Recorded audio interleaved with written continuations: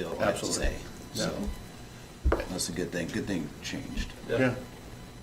And I think it's important to point out that we don't always agree with the Nebraska Power Association either in that situation. Would agree with that. And on the net metering in general, the assumption is that there would be a request to increase the cap from 25 kW. If that's the baseline, kind of broad strokes, is that something that we generally think we would be supportive of, or do we have any general guidelines? Because when originally introduced, it was 125, I think, and that was brought back down to 25. So if a bill that says we'd like to raise the cap on net metering through some capacity, is that a general direction that we currently think we would be supporting? Yeah, great question. Thank you, Director Williams. I think it would be tough. I'll let the senior team weigh in to accept or go a direction on one piece of a bill. There's certainly other pieces that we would want to look at. We've had a lot of discussions about safety and security as those things happen, so I think we'd look at it in its entirety. I don't know if the senior team would have any other comments on. Yeah, this is one we always have this conversation, and you're going to hear it pretty consistently around this topic.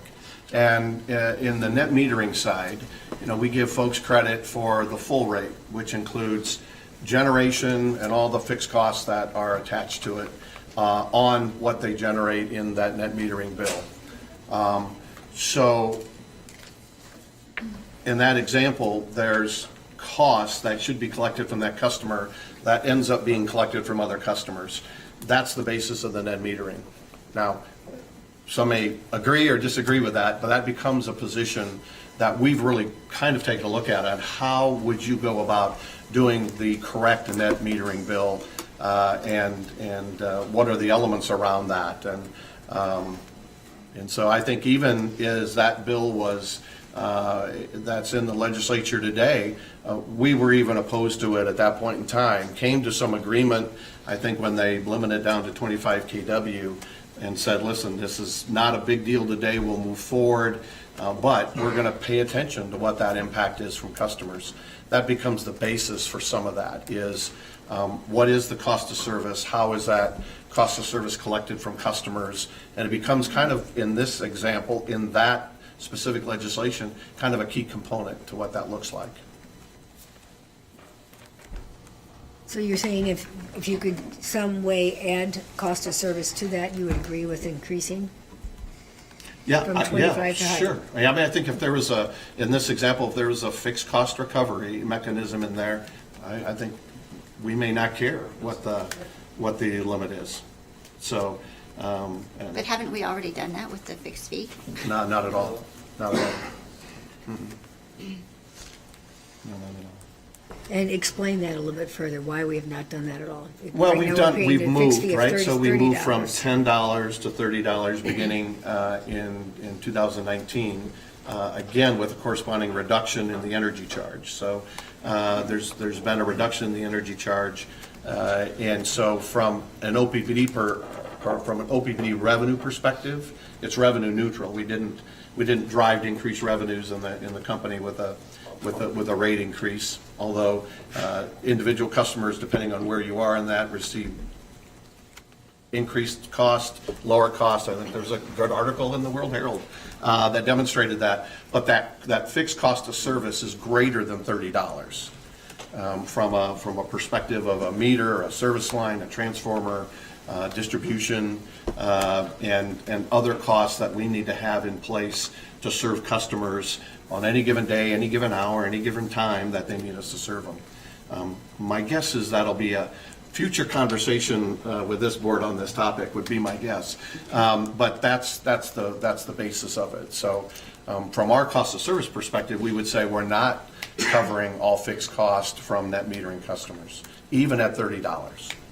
And what documentation should we look at to verify what would be the expected total cost of service? That's something that we would. Hey guys, we're kind of getting off the Tim's presentation on. He just gives us an overview of what the legislature's going to look at. We would come back and share the specifics of that, what that would look like. Yeah, so we will. So, okay. Yeah. Right, Tim. Okay, thank you. Great discussion. Next piece is economic development. This one has a lot of things kind of intertwined in it. The biggest piece is the Nebraska Advantage Act. It's the state's sort of big business attraction and retention program. It's set to expire in 2020. That will be discussed quite significantly this year. There's been a lot of work happening on revamping and modernizing that particular program. That program's been helpful to bring in a lot of the businesses that we've seen create significant impacts in our region. The next, Quick follow-up on that. yes, sir. So that wouldn't, in an earlier slide, you said most of our work is with natural resources. That's not where this would be, is it? No, this will be in the Revenue Committee. Thank you. Yep. We normally use other entities to do the lobbying for that. We're aware of it, we're part of it, but normally the chambers, the economic developers, all those, we follow the legislation, but they kind of take the lead on it. Thank you, Tom.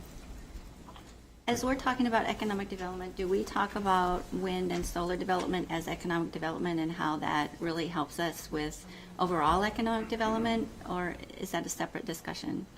I think they're all interrelated. I think it's certainly a great impact. The best example is the Facebook project that the board teed up a lot of things to make that happen with the renewable project that's happening in northeast Nebraska.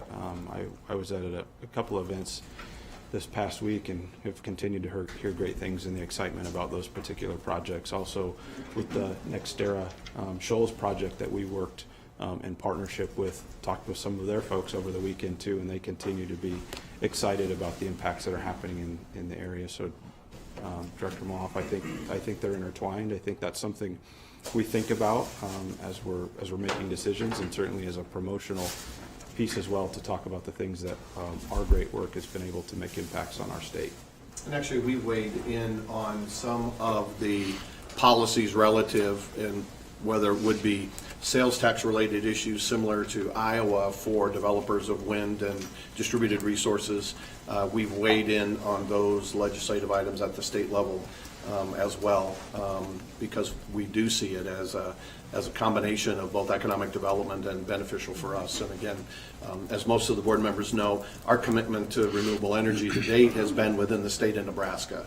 Not everybody in the state of Nebraska is committed to do that, but we certainly have, and it's with that in mind that it drives value and benefit across the whole state, and that's our vision. And that was a management lead on that value right there? That wasn't something that the board said to do? Well, I think it was in joint conversation as we kind of evaluated proposals and had conversations to the board about what that looked like.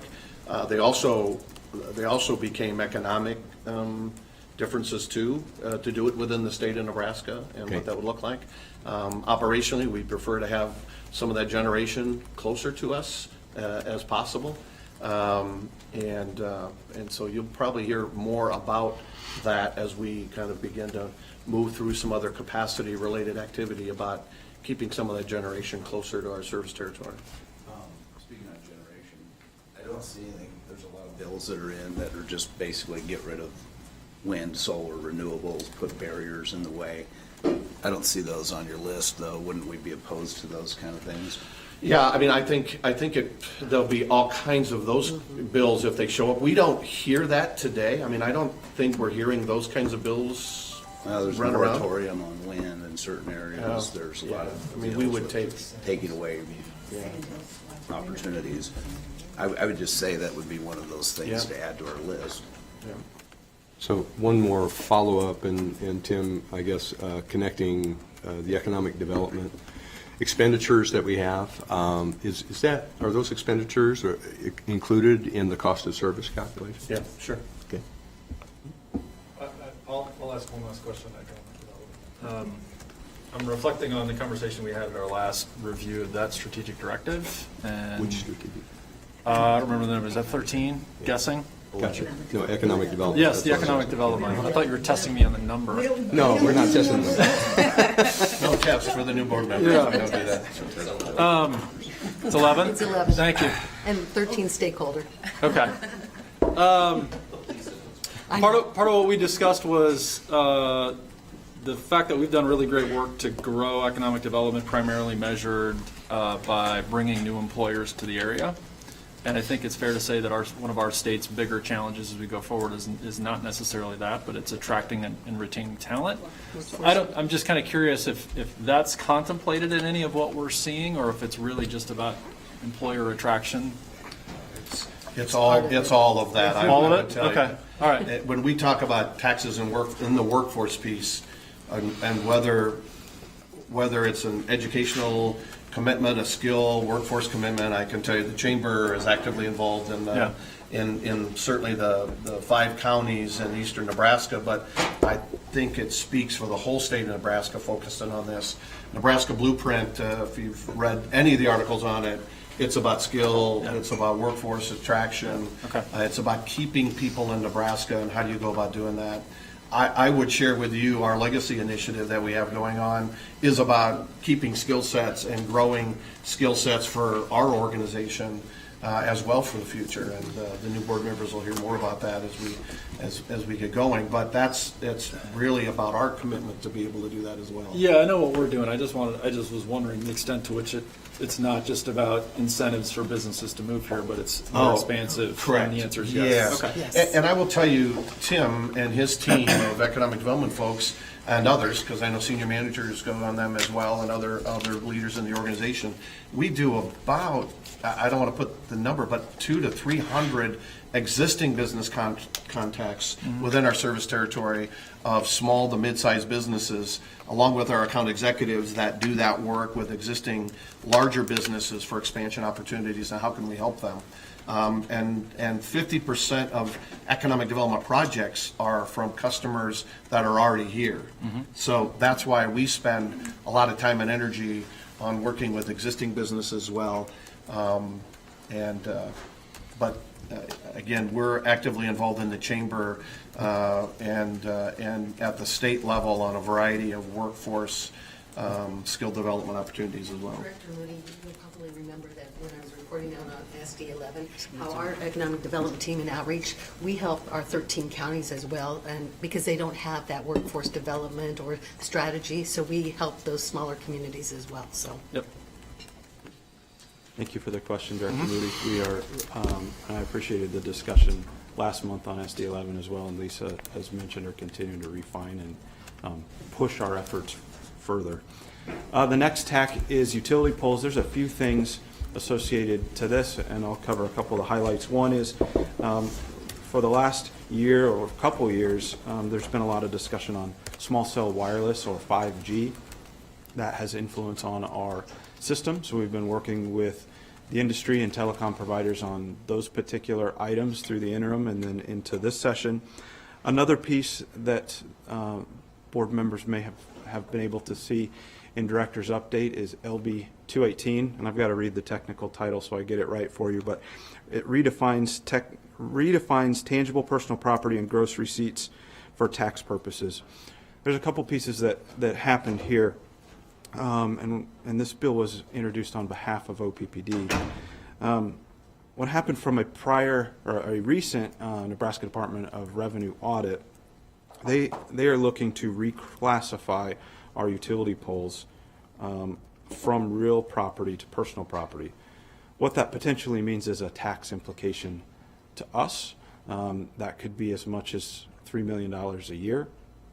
Additionally, it would also could have some impacts on work that happens on the poles, and then also if others attach to our poles. And so there's quite a few things intertwined on this particular issue. So we're pleased that we have LB 218 that we helped prepare, and the industry to move that particular item forward. Yes. I mean, those audits are regular business type of deal, so it wasn't any special focus or whatever. So. Yep. Tim, a quick question. It's a technical question about 5G. I'm ignorant of the technology. Someone told me the other day that 5G would only advantage dense populations, that rural areas would not have an advantage on that. Is that fair? That is a great question. That's beyond my understanding. But That's I think fair? Okay, thank you. But kind of tied to that, I mean, I think some of the legislation that was even being reviewed yesterday a little bit on broadband, is allowing public entities like an OPPD to partner with a private entity to provide service over dark fiber or broadband over power line. We know there's going to be some bills around that for that kind of last mile to support. And so that's probably a good space for OPPD to be in some partnership role with someone that provides those services. We've been supportive of that in the past, and we would be supportive of that in the future if that bill would kind of show up. So that would show up on your reports, though? It's already Yep. showing up. Okay. It's a bill that's introduced. Yep. Thank you. Thank you. Just a couple here left on the slide. The next one is critical energy and electrical information. Really what this would do is protect the identities of, and personal information for folks responsible for physical or cyber assets. This is something that is important. One of the other utilities and industry is behind putting this particular bill forward. Yeah. Yes, sir. On that one, I see there's like 3 or 4 different subcategories of protecting people's earning chambers as opposed to all those usually, because it is creating several classes. I agree with this, don't get me wrong. I'm just telling you, I saw 5 bills like that for doctors and this and that and everything else. So I don't know if that'll be as easy as, it should be, but just a heads up. Thank you, Director Gay. One call. There's a change on this we believe will be proposed. Essentially, what our understanding will be is it'll reduce the kind of board structure from 4 utilities to 3. And there could be some other changes associated with the one-call bill. This is certainly, or the one-call board and process, this is important to us for our work for safety and location of our services and facilities. And always the fun catch-all, others that will arise. Heard several today from the board, which we appreciate. We're continuing evaluating, and the legislature will be started up here shortly, and I'm sure there'll be some other things that we'll be continuing to watch. And so I've got a couple more slides, and then we'll talk about process and updates to the board. The next is, I have one slide on the federal side. The 116th Congress started January 3rd. They're there for 2 years. There is a whole bunch of topics that will be discussed. We've provided just a few of the items and have taken some of the feedback from the Public Information Committee as well. These items will be of note, will be entered into our bill tracking process, so you'll be able to see those. Seth is an expert in this space. He lobbied and worked with the American Public Power Association and some other things, and he has a keen eye on tracking things and the process. Things are moving slowly, and so we'll have plenty of time to react and understand. We've certainly been looking at some of the early versions of the discussions that are happening in DC from a variety of regulations. The Green New Deal, I know, is of interest to a lot of folks. We're certainly watching where that goes, but again, slow-moving process, and certainly the board's interest in relation to our strategic directives and board linkages will be helpful as we look at the 116th Congress efforts. So 2 slides left. One is how we look at policy, and the last is board updates. I'm going to move from left to right, and this is how we look at policy when it comes in the door. We see a copy of a bill or a draft bill. We really prepare throughout the year, even before those, and have discussions with policymakers, both state, federal, and other industry groups. And we meet with stakeholders internally, and the board is part of that stakeholder process, certainly, to understand what the business needs are. Next, once the legislative fund begins, we start our review process. So our team takes in the policies or potential policies or legislation. We have subject matter experts earmarked across the whole district that help us with that and do a wonderful job doing quick scans, helping with impacts to the business. And then from that step, when we understand what's going on with the particular legislation, we then filter it through strategic directives and board linkages and mark or flag those items and look at those items and implications and or opportunities to the business. We then have a bill tracker, and I'll jump to that in my last kind of slide, that the board will receive every week through the legislative process. And then on major issues, we draft a legislative brief that summarizes our position and/or data or needs. The next is we jump to senior management for alignment on positions. So now that we've received the legislation, read the words, look at the impacts, go to senior management and start to discuss what the positions might look like. From there, we build strategy and action plans, and this can be a variety of things. It could be, I wrote, preparing for upcoming actions. It could be everything from hearings. It could be working with industry groups. It could be working with other utilities across the state. There's a lot of pieces in that preparing actions. And then updates. A lot of this work focuses through the Public Information Committee as part of the board. We provide weekly updates to the board on legislative items. Some weeks there'll be some weeks there'll be less, but we will always send the bill tracker, and as things move, we will highlight what happens in that. So the bill tracker has the bill, the introducer, the name, a little bit of a summary, and as we get further through session, it'll also explain the position of where we're at, and those positions can change as the discussion has shown today. Yes. I just have a question. At the point where you develop the legislative brief for the major topics, and then the next step is informing senior management and board alignment, do we get those legislative briefs then in our weekly updates? Is that, or does it skip? That's a great question.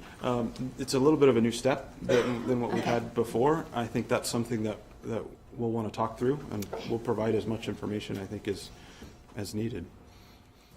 Great question. Thank you. The last is, this is a great kind of catch-all bullet. Things happen really fast in Lincoln, and so time-sensitive items will be provided through you, typically through all the senior members, but probably Lisa and Tim as well. As the board members know, last year it was really quick, so you were receiving a lot of emails from me. So I added a few more bullets on the update process, just so everyone is clear to see what expectations will be provided to you.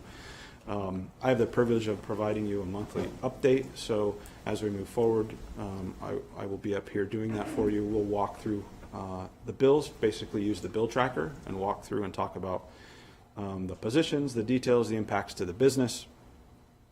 We also work very, very closely, that I should have said, that starts with the Public Information Committee. We'll spend time doing that in that particular committee, and then the committee meeting as we're here today will be that next step. As described earlier, the weekly director's update, and that'll include the bill tracker as an attachment for you, and then again, time-sensitive items will be provided. With that, So next month, we'll have our tracking sheet and we'll go through it. So you'll have those updates all the way through June until the end of the session, and then we'll do a recap at the end of that as well. Are we going to get any weekly updates until then, before then? Yes. We will be getting some Director's weekly- update. We will be getting weekly updates. Can you please run down who the chair of the Natural Resource Committee is and the other members in that committee? I think it's Hughes, you said before? you betcha. Senator Hughes. Senator Hughes? Thank you, I have that. Director McGuire. I've got it right here. Okay. So Senator Dan Hughes is back as the chair. He serves District 44. Another member, Senator Dan Quick. He's at District 35 around the Grand Island area. Next is Senator Bruce Bosselman. He's at District 23. Senator Joni Albrecht. She's District 17.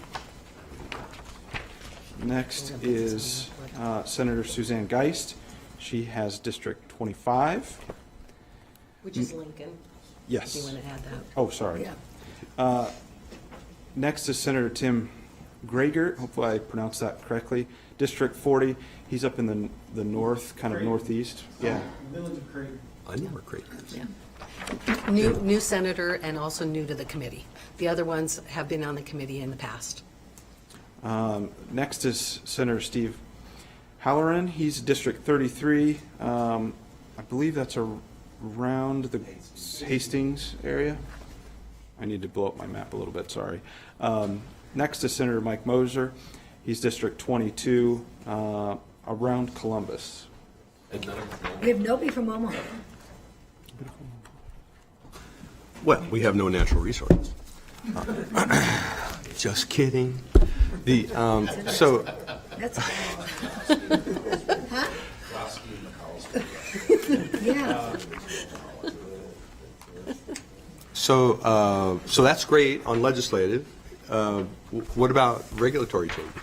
How will we understand changes there? You want me to- Oh, yeah. ahead, Lisa. That's okay.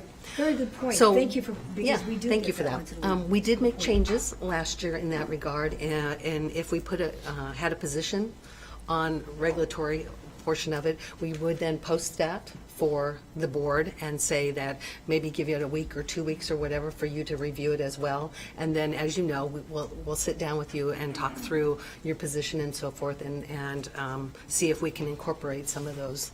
And so our commitment is that we're going to, when we do post those, we're going to give you more time to review those and for us to have time to talk through it and our position. Okay. The example was the new mercury, when we discuss, I think we should discuss this now, but the mercury ruling that EPA, if you can explain that a little bit for us. I might And phone what a your, friend and I think that would be, to have would that be Mr. Russ is a Baker? good friend. Russ is good at that, to explain this to us, Russ because Baker's in we charge really of our didn't like that, environmental Bill. efforts, and we'll gladly provide an update. Thank you. Thank you, Mr. O'Brien. Thank you for the question, Director McGuire. My name's Russ Baker. I'm the Director of Environmental and Regulatory Affairs. And so at the Public Information Committee meeting, one of the things that we discussed, and I provided a handout to explain it, is the mercury and air toxic standard. There is a proposed rule right now on the supplemental cost finding, which is a part of that rule, and how they justified the cost and the benefit of that mercury and air toxic standard rule when that was passed and implemented back in 2015.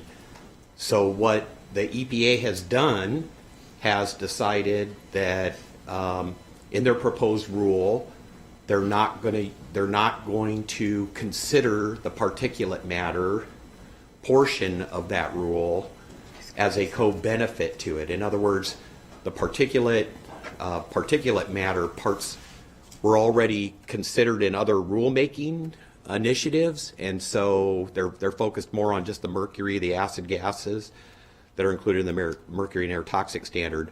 They're not changing any of the limits of that rule. They're not changing any of the criteria that are associated with that rule.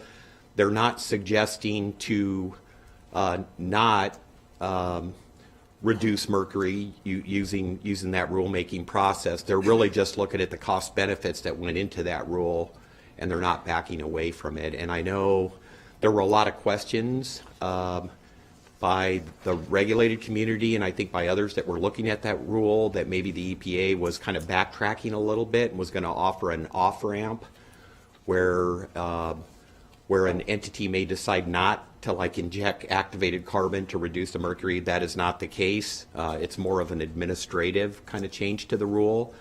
And as I explained to the Public Information Committee, probably the bigger overarching consideration that needs to be thought about is that rulemaking process, if it is successful doing that, may affect the way cost and benefits are calculated on future rulemaking, but it won't change any of the requirements with this particular rule. Okay, and are we doing any action on this? Are we writing any type of a response or anything? So as I've reviewed the rule, I don't see any impacts to our customer owners. I don't see any impacts to our operating units or the way that we would approach our operating units. It's not going to have really any economic impact on OPPD. On that, it's more of an administrative cost-benefit methodology that they're changing on that. So my recommendation to the senior management team is I don't see any merits to providing comments on that rule in that rulemaking process. And we wouldn't oppose that based on future future things that may come about, because hopefully we aren't going to be having any more coal plants being put in. Would You that know, be a- perhaps in that regard, but again, But should we- not knowing how that would how that would be applied downstream to any future rulemaking, it's really you don't even know, yeah. difficult to approach it that way. But that is something that we're aware of and continue to monitor on that. But I don't see any merit to us providing comments. As Mr. O'Brien commented earlier, large public power council, perhaps the American Public Power Association may provide some comments, and I'm sure that they're going to be digging through it with a more legalistic eye to that rulemaking process. Those kinds of comments can certainly be forwarded along to the board for your information That as would be well. good, yeah. Yeah, I'll reiterate, that would be good. To That would know be how really they're good. developing theirs. And as you said in your second slide, Tim, we're coordinating legislative positions with those organizations. So knowing what they're saying and our participation in that would be useful. Yeah, I would say on the APPA side, as an example, they don't necessarily go to their members and ask for approval of their positions. Sure. But LPPC is a little different. They have a variety of different councils or committees that take those positions. And there may be times that we are asked to provide our input or perspective around, but we can certainly share whatever has been submitted by, whether it's NPA or APPA or LPPC without a problem. Sure, and the LPPC, just for context, is a much smaller membership than APPA. Yeah, so typically it's a 26 of the largest public power companies across the United States, from New York Power Authority to Sacramento Municipal Utility District, so and everything in between. And so the difference between the reason why that council was set up, because they are transmission owners typically. A lot of the APPA members are not transmission owners, and so they begin to separate those out. Positions on transmission were a little bit more difficult through the APPA, and so transmission owners began to kind of separate themselves out a little differently. So Thank that's you. the nature of how those two work. And, go ahead. And Director Yoder, on the bill tracker, the one item that we added last year was our position and the position of the other organizations, because not always are we going to be aligned with them. So we wanted to let you know what position we're taking compared to the industry. Right, and then the other one where I think we have a stronger influence as opposed to APPA would be the Nebraska Power Association, fair statement. Yes. So knowing that would be useful as well. Yeah, and that's what we've got the updates on last year about when we disagreed with the MPA. So, following up on your comment, Mr. Baker, about the co-benefit analysis and the bigger issue. The bigger issue, I think, for the board as well is the value of whether those calculations should be part of the regulation. Certainly. As I understand it, the Clean Air Act was passed initially, and, well, the most recent, 1990, I guess, was the most recent passage. There wasn't specifically not allowed an economic benefit calculation when they set those emission regulations. So now we're seeing a fundamental shift to allow more and more of those calculations. So in this case, it's another discussion about where those limits are. And so it might be time for the board, I don't know, to think about how we feel about the social and environmental impacts and whether those should be included in our internal calculations or may not. But that's whether we haven't made that decision for ourselves, much less, I don't know that we're ready to comment on the national as yet, but it may offer an opportunity for us to do that. I think that's point well made, Director Yoder. And you know, the other thing on the regulatory side that's a little bit different than the legislative side, we don't really necessarily take a position of support or, you know, oppose a rulemaking process. Really, the lens that we're looking through are what kind of suggestions could we make to help to make the rule better across kind of all aspects of it, operational, economic, et cetera, et cetera. So it's a little subtle difference in that approach, but we wouldn't necessarily come right out and say we oppose this particular rulemaking process. We would offer comments that would make it, we think, more beneficial to OPPD and our customer owners. Well, thank you. I do appreciate that. Yeah, very good. I think Thank you. The last thing that I'll add to that, Mr. Baker, before you leave, is in our PI committee, one of the conversations, and Director Mulhoff kind of brought this up, was when you described kind of the analysis that you go through, you're looking at the potential impact on OPPD, and that's right, but you're also considering what the impact is on the industry writ large, because we're competing against all sorts of other utilities out there. So your analysis sort of incorporates that, because we don't want to put ourselves at a disadvantage by allowing others to take advantage of loopholes or whatever it might be. So I appreciated that description and the way that you kind of walked us through that. It's not just in a silo looking at us, it's looking much more broadly at what the industry impact can be. Thank you for that, Director Moody. I Yeah, that's a very appreciate good that. comment, yeah. Thanks, Russ. I got one question or comment. So between now and next meeting we have is February 12th, which is like day 20 of the legislature. It's just third done at that point. You have the hearings. There's going to be a lot of things between now and then that people are interested in. So our job would be pay attention to the weekly updates. Director's update. Public Information Committee will be decided here this month. May have a meeting between now and then, who knows? But I just, at some point though, I get a little worried when I hear, obviously, I think we all obviously can't do that anymore. But There's no such thing as there's a obvious. clear will that people want to be more engaged in what's going on, is what I'm understanding and hearing. That makes sense. But how are we going to comment on everything, just the business thing, the SDs? I'm getting a little concerned, though. You only get so many ask or request. So when we come back on the 12th, are we going to prioritize the bills that are most important? Because only 20% of the 600 bills are going to get out anyway. They're going to get a priority or whatever. But how, I think we need to think that through. Maybe you don't need to have the answer today, but it will be interesting, that, let's say Eric might be more encouraged about something than I am, or I'm looking at different issues. We all look at Yep. different lenses. So just consider, are we going to prioritize these things? What are you going to comment on? That's a good point. Is it going to be business-based So what- or what I hear- social-based? That's a very good point. What I hear you saying is that commenting on all of them before their priorities we'd lose our- might not be a good use of our time. Well, it might be a dilution of our powers in OPPD. It may be something that's never, ever going to get out of the committee. Sure. Or we could just send a letter in and maybe not show up and put the full force of OPPD behind it. I think we just got to prioritize some things. We have finite resources, and it'd be good Yes. to make So sure that the they're. practice over the years has been that you see bills that have an impact on the district. And what I hear you saying is you want a kind of a priority of the impacts that, one with the greatest impact and with the least impact. The practice over the years has been the ones that are affecting the business the most.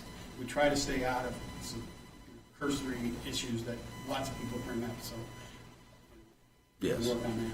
Yeah, and Tom Richards has done a great job on that before, prioritizing. The first month we get multiple things, and after this, he sort of prioritizes on his reports and everything. And I think we can maybe ask him, and we do have that opportunity to say, well, tell me more about this bill. And what's going to have And movement. what is the effect on this bill? As long as we have a caveat that says, oops, that went wrong. Yeah, And then, Tom, you'll still give us the list each month of the, Tim Tim will do that. Tim will. What I'm saying, though, I agree, but it sounds to me like the board is going to help guide a little bit more what those policies are, is what I think. What we're going to do is put them together, go to senior management. So next month, are we right? going to decide, this is number one priority because it's going to, for me, let's say raise rates 20%. Well, that concern all of us, obviously. But if it's a climate change thing, a general thing that, well, So we need to prioritize the climate change bills. that we could say, well, keep an eye on this. I just think we need to find a way that we all understand what's being prioritized. Totally and what echo it's- that comment. I mean, from a process and governance standpoint, I think it could get sloppy if we're not careful, because I think we've all got different interests, and, you know, I'm going to want to talk for 20 minutes about this, Yeah. and 20 minutes, I We mean, can't at be that for point, we're everything. here all day. So I think being clear about what is our role, what's your role, what's the process that we're going to follow going forward, where's our point of intervention to provide guidance and insight, whatever it's going to be. I would, so I think that's a great point, and I think that's really, really important. We got to keep an eye on it. The only thing that I would add is that I completely understand why we would really only spend time thinking about those bills that we think have legs, because we've got limited time and energy, right? But I also would say that lawmaking takes years. Yes. And what is introduced today, maybe it's DOA, but next year it might come back. So I do think there's some value in at least being mindful of what those are, because sort of the direction or any insight that we provide today, even if it's dead, might give some hints towards what could be possible in the future. Especially in. It's a balance. I agree with that. I agree. Both on the federal and the state, you know. Yes. When you come with the carbon tax stuff, I think that's, you know, that might be going nowhere this year, but I think we've got to start looking at that right away. Yeah, you know. but like we do on the risk, the way we measure our risk, you can measure the legislative bills the same way. High risk on this, or Yep. low probability, high risk, some kind of I don't know. I don't know what the answer is. I'm just Yeah, saying, let us for take, those of you that let's end up on the let us public take a look information at committee, Right on. how we go about doing that. I do know, and Tim, you get to deal with this every day during session too. At the end of the session, there's things that do get quick. kind of stuck on other bills and Christmas treed up. Yeah, That sure. we didn't think was going to go anywhere, but all of a sudden becomes now somebody's, in order for me to do that vote, I got to bring this amendment in Yeah. and make that change. So we're going to lay out the positions on all the bills that we think have influence to OPPD and our customer owners. We'll provide an opinion of what our position will be on those bills. The board can have that conversation. The board can vote to change that position if they'd like to do that. I mean, there's opportunity to be able to do that. But we'll have the conversation, we'll give you kind of the rationale on why. And if we have asked for changes in a bill, what those changes would look like in order for us to accept it, so. Yeah, and we've got a great team. I'm not saying that. Yeah, You yeah, need- no. and you need to be able to react quickly, 100%. And I like also the idea that, you know, with Tim on the economic development end too, because so many of these things are Yeah, like this. right. So that's good, but these guys do a great job. And yeah, you're gonna have to make some decisions on your own, I get Yeah, that. right. Two follow-ups. One, I really like your idea of having the access there of probability and risk on what's out there as a filter for what comes up. And then the other one, legislatively, I totally get it. Regulations side, you know, we've got broader windows, so having something, you know, a week to 2 weeks ahead of time for our discussion and input is useful. But on that, you just gotta pay attention to your director updates, I think, is the only way to logically do that. Yeah. And emails, because I think what we did last year was to say, this bill is changing, there's an amendment, they've agreed to our change, we're going from here to there, whatever that may be. So we'll send those emails out, and I would say engage with Lisa, myself, directly on your concerns or issues or items, so we understand them and know them, and, or agreement. And so we can move forward. Okay. Yep, sounds good. Terrific. Thank you very much, Tim O'Brien. Next, we have, okay, he's up. Okay. Kevin's been, done a great job with safety, and we're going to discuss SD6, and we've had a very, very good report here. We saw it in the subcommittee, and it was great. So continue on. Thank you. Good morning, everybody. I'm Kevin McCormick, Director of Safety and Technical Training, and I'm here to present the monitoring report for Strategic Directive 6, otherwise known as SD6. It has a couple different components of it. First of all, through a continuous improvement in monitoring, OPPD shall be recognized as a leader in employee safety and ensure safety of the public in relation to OPPD operations. This is the long-term goals that we set, and we measure 2 items, one being the DART rate, which is days away, restricted or transferred cases, and that has a measure of 0.50 is what we track. That's top decile performance in the electric industry. In comparison to some of our neighbors, if you look at LES's target for 2018, it was 1.9. And Kevin, that means, is that 0.15 incidents per employee, or is that days lost per employee per year? So this is incidents, and I'll get to the definition right after this slide, and I think it'll explain it better. And then Evergy, which is a combination of KCP&L and Westar combined. What their target was this year is 0.85. And so for OPPD, we make it tough for a reason, because we want people to stay safe and go home injury-free. The other target is PBR rate, and that's 4.0 or less. That's top quartile within the industry. And people around, so LES in this case does not have a target. What they do is track backing incidents, and other people put dollar values. So if the vehicle incident was over 2,000, they'll track it. If it's under that, they don't track it. We track everything. The reason this one's really important, it's the most dangerous thing everybody in this company is going to do in a given day. Everybody in this room, it's the most dangerous thing you're going to do today is drive your vehicle. And so it's really important to improve on that. Get to the definitions. So basically it's just a rate calculated by multiplying the number of DART cases times 200,000 hours by the hours worked. This particular year we worked 3.4 million, which is down about 1 million hours from last year in 17, and that's due to decommissioning of Fort Calhoun and some of the AMS work. So that's a significant decrease in hours, but still getting a DART rate. And the only difference on the vehicle calculation is it's by 1 million miles driven. And so I just have a question. Do we count hours worked if they're worked in a different district, like when we sent crews down to Florida and now Kansas City? Do we count those hours as hours worked in this calculation? I do not know the answer to that, but I'll get you that answer.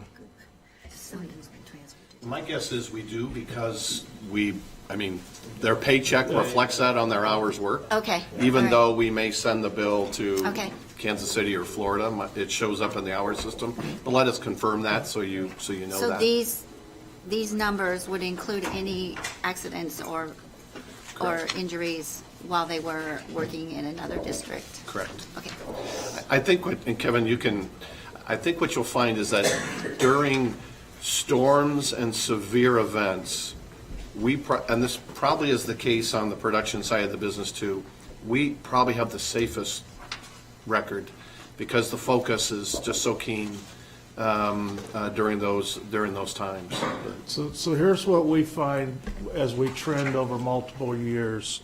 Incidents most of the time occur on routine tasks. Mm-hmm. You get complacent, you do them over and over. You take your mind off of it for 1 second and something happens. Those tasks that we are doing on a one-time basis, we plan them very well, we think about it, we talk about it, we go out and do 2-minute drills, and we carry out the task, majority of the time injury-free. And so I would agree with Tim, it's routine tasks that usually grab us. And then the miles driven, we drive just over 5 million miles in a given year. And the majority of those miles are around the city of Omaha, a lot of traffic. And so that's pretty amazing. So the top part of SD6 talked about through continuous improvement and monitoring, OPPD shall be recognized as a leader, employee safety, ensure the safety of the public in relation to OPPD operations. And I just want to do a little comparison from 17 to 18.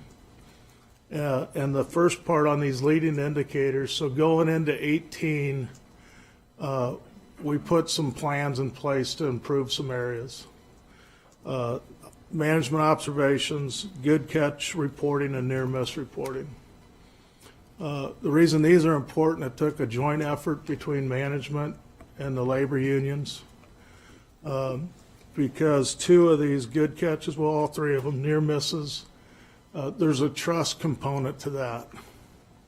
The employees are saying they found something and they don't want to get in trouble. When management's out in the field, we're looking at their work and telling them, they're doing well or not. So we worked with the unions, and we do on a quarterly basis. So Julie and myself, Mary, Troy, and then Labor Relations, Steve Kerrigan joins us with the leadership of the unions, and we talk about trust and all these items. And so you can see that each one we've increased a great deal. Observations, we increased from 847 to 1499, a 77% increase. On good catches, we went from 116 to 358, 209% increase. Near misses, we went from 40 to 107, 168% increase. And so the results of doing those things are the next things I want to compare. So our actual DART incidents in 17, we had 19. In 18, we had 11. That's a 42% reduction. For PVRs, we had 13 in 17. We had 8 in 18, 38% reduction. Beyond first aids, we went from 29 to 23. And I just want to pause here for a moment because those are items like if you get a little injury and you have to get a couple stitches, but you can go back to work with no restrictions or days away. That is the best year in OPPD's history. And so I just want to commend the men and women that work at OPPD on the efforts in 18. They did a fantastic job. And so they need to be recognized for that. And we are going to plan some sort of celebration coming up. Okay, Kevin, just so I'm clear, on the preventable vehicle accidents, there was a total of 8 for the year. That's incredible. The police department has 8 a month. Where the officers at fault, not total accidents. Just that's incredible. You talked about how many miles were driven. 5 million miles. If you said it, I didn't catch it. How many Just over vehicles 5 are? million. How many vehicles, though? I do not know the answer to that. Probably 5 or 6. I don't know if that includes trailers, so I don't know. And Trailers, trucks, passenger vehicles. The whole fleet. Yeah. Old fleet. so Thank that includes our fleet and also if I'm an employee taking my personal vehicle to do work related, That does not. does it include both of those things? Yes, it does. If you're being reimbursed for mileage, So it's it's everything. counted. Okay, great. Can you give an example of a good catch and a near miss? Okay, a good catch would be I'm planning the work, and I go out and do my 2-minute drill. And so what that is you look around your job site before you start the actual activity, and you find something, you find a hazard. And so you do a timeout, you remove that hazard, you regroup if you have to, and then you go start the job. We count those, see if we can learn from them. A near miss would be the same type of thing, except I started the work and something unexpected happened. No injury, nothing, but something happens, so you kind of, wow, that just happened. We report those also to trend them So if you're going to do the work again, you can look ahead and remove those hazards in advance. So if you want to see improvement, you would like an increase in perhaps good catches and a decrease in the near miss. That is correct. But I think we can learn from both for a while. Right. Again, I go back to the trust. To report a near miss is a trust issue. Right. And That's to important. me, it just shows that we've come a long way. There's still work to do. There's probably pockets that don't do that as well as others. But we've come a long way, and so we're going to promote those for the next few years. As a near miss being good, thank you for reporting that, and we can learn Exactly. from this. And so that we also got some awards coming out of 17 into 18. From the APPA, we got Electric Utility Safety Award of Excellence, 3rd place. And then from the National Safety Council, we got one of Nebraska's Safest Companies Award. In the meeting last week, you highlighted that between the good catches and the near misses, long-term, we would prefer to see that, going up, going down? Can you remind us? Good catches we want to see going up. And I think for the next couple of years, we do want to see near misses going up too. And maybe once we get to a certain point, 2 or 3 years out, then we want to see these going down on the near misses. Are there other utilities that have been using this type of reporting for a longer duration, that they might have kind of an idea of what that stable number is? Or, I mean, is that an internal calculation on, you don't want to continue to be generating more near misses, obviously, but you're right that additional reporting will indicate that we're catching more of this rather than letting it get past. So how are we going to determine when we think we've gotten to that? So if you can hold that question until the end, I have 19 initiatives. Okay, great. And I'll capture it there, and if I don't answer it, just let me know.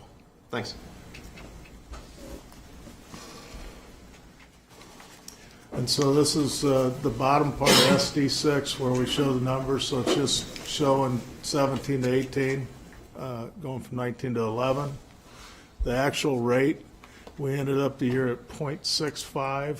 Our target again was 0.50. If you look at the preventable vehicles, we went from 13 to 8. And some people ask, why do you track on the roads and on property? We really practice human performance here at OPPD. And on property incidents are those ones that are usually low miles per hour with an impact. They hit a billiard or a bumper. And most of those, if they would have done a proper 360 walk around or just taking a look at the environment around them, we could really, really prevent those. And so we talk about those at safety meetings a lot. Kevin, what's been the high of that on property? I remember we were in the 30 range at one point in time. Just to give you kind of an extent of the focus that the operating folks and the team has had around this. Yeah, so we used to, on vehicle incidents, if you go back 10 years when we really put a division in place to study safety, we were having 50-some preventable vehicle incidents in a given year, and half of those would have been on property. And that's what we see is usually about half. Can you help me understand how a preventable vehicle incident's defined? Yeah, it's, we have a committee that uses the National Safety Council book, and basically if you could have done something differently as you were driving to prevent that incident from happening, it's preventable. Obviously, if it involved two vehicles and the other person committed an error, would that still be considered a preventable accident through the eyes and through the actions of our employee, right? If what the committee will look at is all the facts behind the case, and they even let the employee, if they don't like it, they can appeal it, come in and state their case, and then if they want to appeal it again, then there's a team of my peers that we get together with the employee and have a conversation. Well, I guess that what I meant was if I'm an OPPD employee and I'm stopping at a red light and a private citizen behind me rear ends me, would that be considered a preventable accident? through the eyes, through the actions of our employee. I would say 99.9% of the time it would be the other person's fault. Well, I know it's their other fault, but would that be considered a No. preventable No. accident from No. the stance? Okay. Okay. And so on this, we have a rate of 1.59 for the year, well below the target. And then 19 initiatives. The safety index is where I think we're going to go with the near miss and everything else. And we're just getting it together, but it combines leading indicators with lagging indicators and throws in some other risk categories like fatigue and things like that, that will calculate a number that will drive performance. And we're going to pilot that this year. No other utility that I know of does that, and so we'll be leading the way. But I think it'll be important at some point for us. Is the index then internally developed, or is there some, no other utility does it, you say, but is there an index that's out there that we've turned to our own devices? I would say we're creating it. Okay. Crew Leader University, this is a joint project between HC, Labor Management, my group, and what we're doing is establishing leadership training for crew leaders, because not every job you can have a supervisor on. And so we want to give them not only safety tools, but leadership tools, so when they're out in the field, they can help lead that job to a safe completion the most efficient way possible. And so we've been benchmarking some other places that currently have that, and we'll be kicking that off hopefully later in 2019. Safety leadership training. We've done this one time before. We trained just over 500 employees that were supervisors or above. However, we've have a lot of new supervisors and managers, and so we're going to dust off that training and train folks this year. And the last one is psychological safety. We're working with the local guy, Joe Gernstad, to help us with that. So what this will do is make sure everybody has a voice. And so you're always willing to speak up if you have an issue. And currently we did a pilot program with senior management. We had Joe come in and talk to us and do some things. And in 19, we're going to spread that out through the organization. And then the recommendation is a Public Information Committee has reviewed and accepted this monitoring report, and it's recommended that the board of OPPD find OPPD in sufficient compliance with board policy SD6. Yeah, so what the board is asked to do here is that we'll be voting that we are in compliance to this as it is written right now. And if there's no further questions on this discussion, then we can go to the discussion. Does anyone think that there should be any changes in this SD? Let's not go there yet. I got Nope. a couple questions. Okay, that's what I asked them, if you have questions. Days away restricted or transferred, is it fair to say that all of those are, forgive my terminology here, but in the field issues? Or are any of those that we're seeing office related? So How do those mesh together? What's that look like? yeah, so we have a combination of all, but as far as transferred, we have very, very few, and we have for the last 10 years. But days away, that can be office workers. Okay. Where, for instance, downstairs, we know that the floor can get a little slick. We've had people fall down there and have to miss work for a couple days. Okay, so part of what I'm curious about is, and rightly so, my perception, and correct me if this is wrong, is that most of our focus has been on the high-risk activities, people out in the field, people on lines, that kind of stuff, people in plants. I'm just curious to understand. Like ergonomics and. Yeah, so like the good catches, that kind of stuff, that's my perception. I want to understand the extent to which this extends throughout the organization. Sure. Good. For people that sit at a desk for 8 hours a day, which isn't inherently healthy either. Yeah, so that's a great question. So a couple things we do is we have safety meetings every month for everybody. We promote good catches for everybody. We get them from every business unit, all walks of life. So, for instance, around Energy Plaza, there might be carpet that comes up. Somebody will report that as a good catch. Yep. We'll go and fix that. We do that all the time. And so that goes out. Near misses are reported in every location. And so it goes everywhere. And then as far as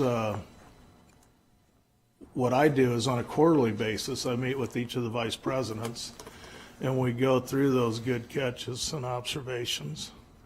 And we talk about if they're doing a fairly decent job or if we need to tweak on it a little bit. And so I would say that we do get in all aspects.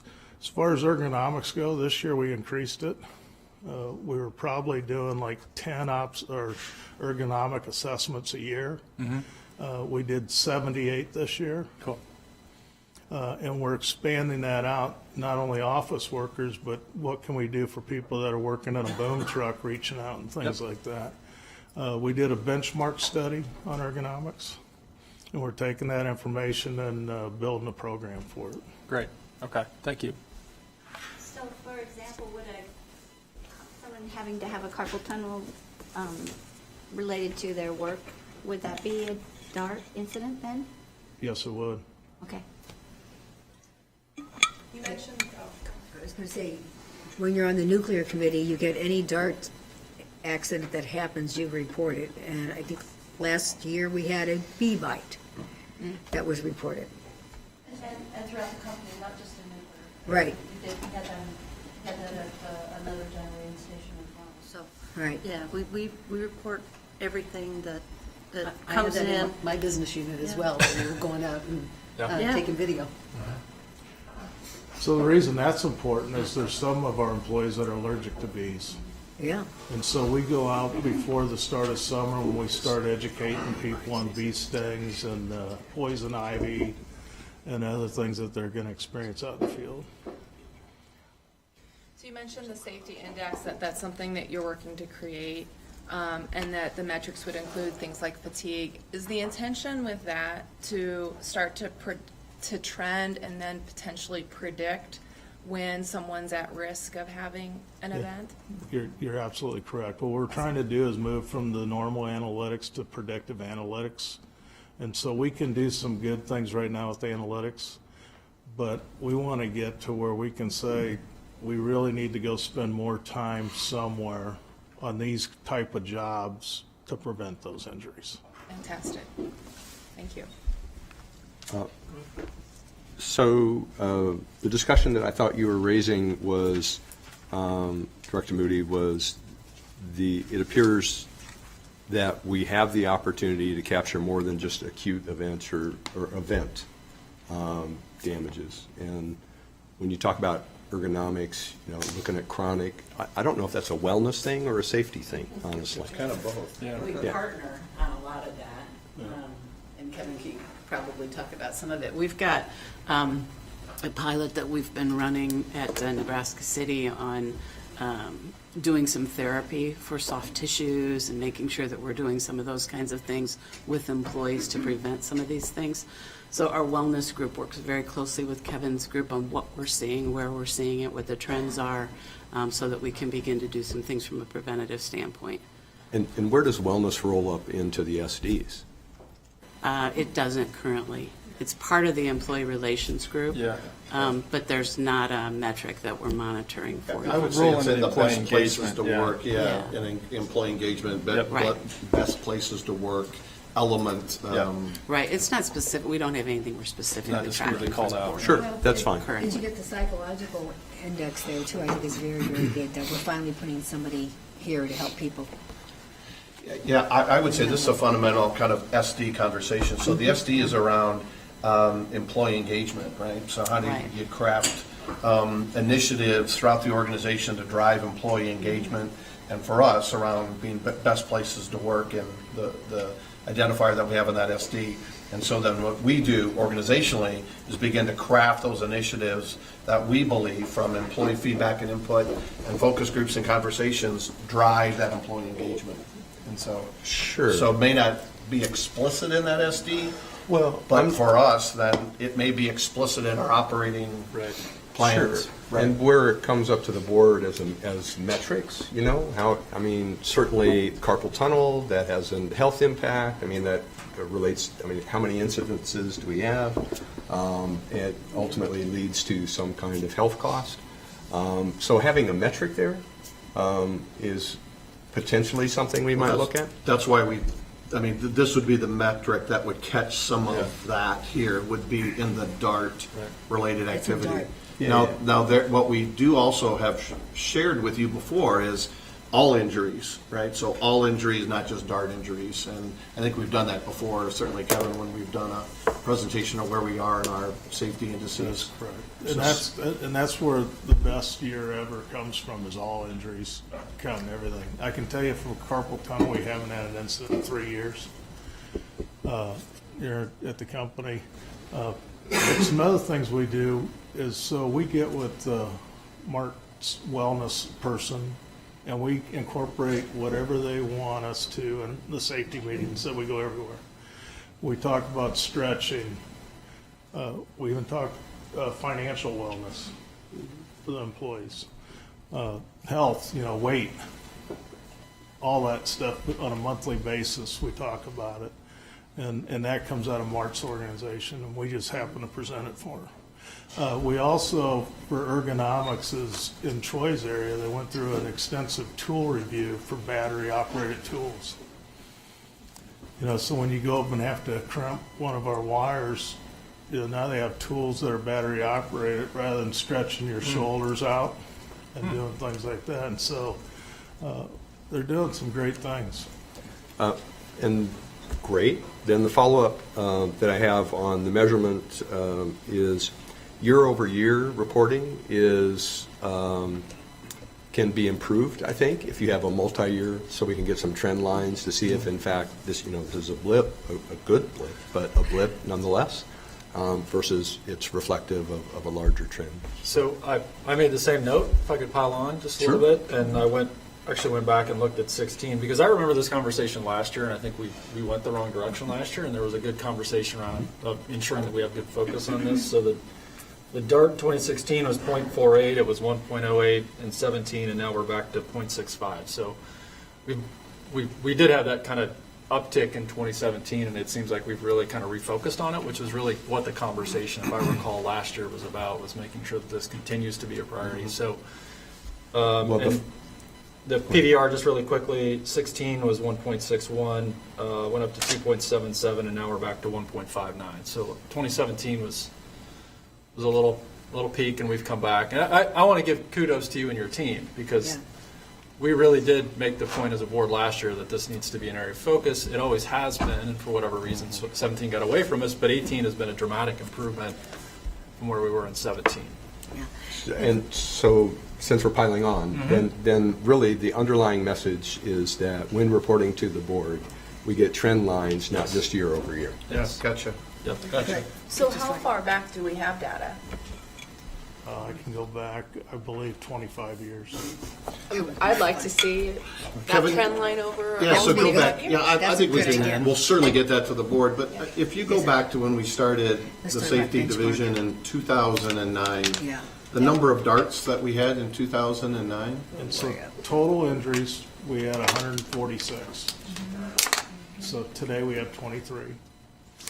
Darts were in the high 50s, and today we have 11. And so, and it's continuous improvement. Really, there's a culture here at OPPD that it was a rite of passage to get hurt on the job. And so we knew to change the culture, you weren't going to do that overnight. It was going to take time. And so we've seen tremendous progress. And those charts, I'll be more than happy to put them together because they show that progress. Be great. And Yeah, it's good.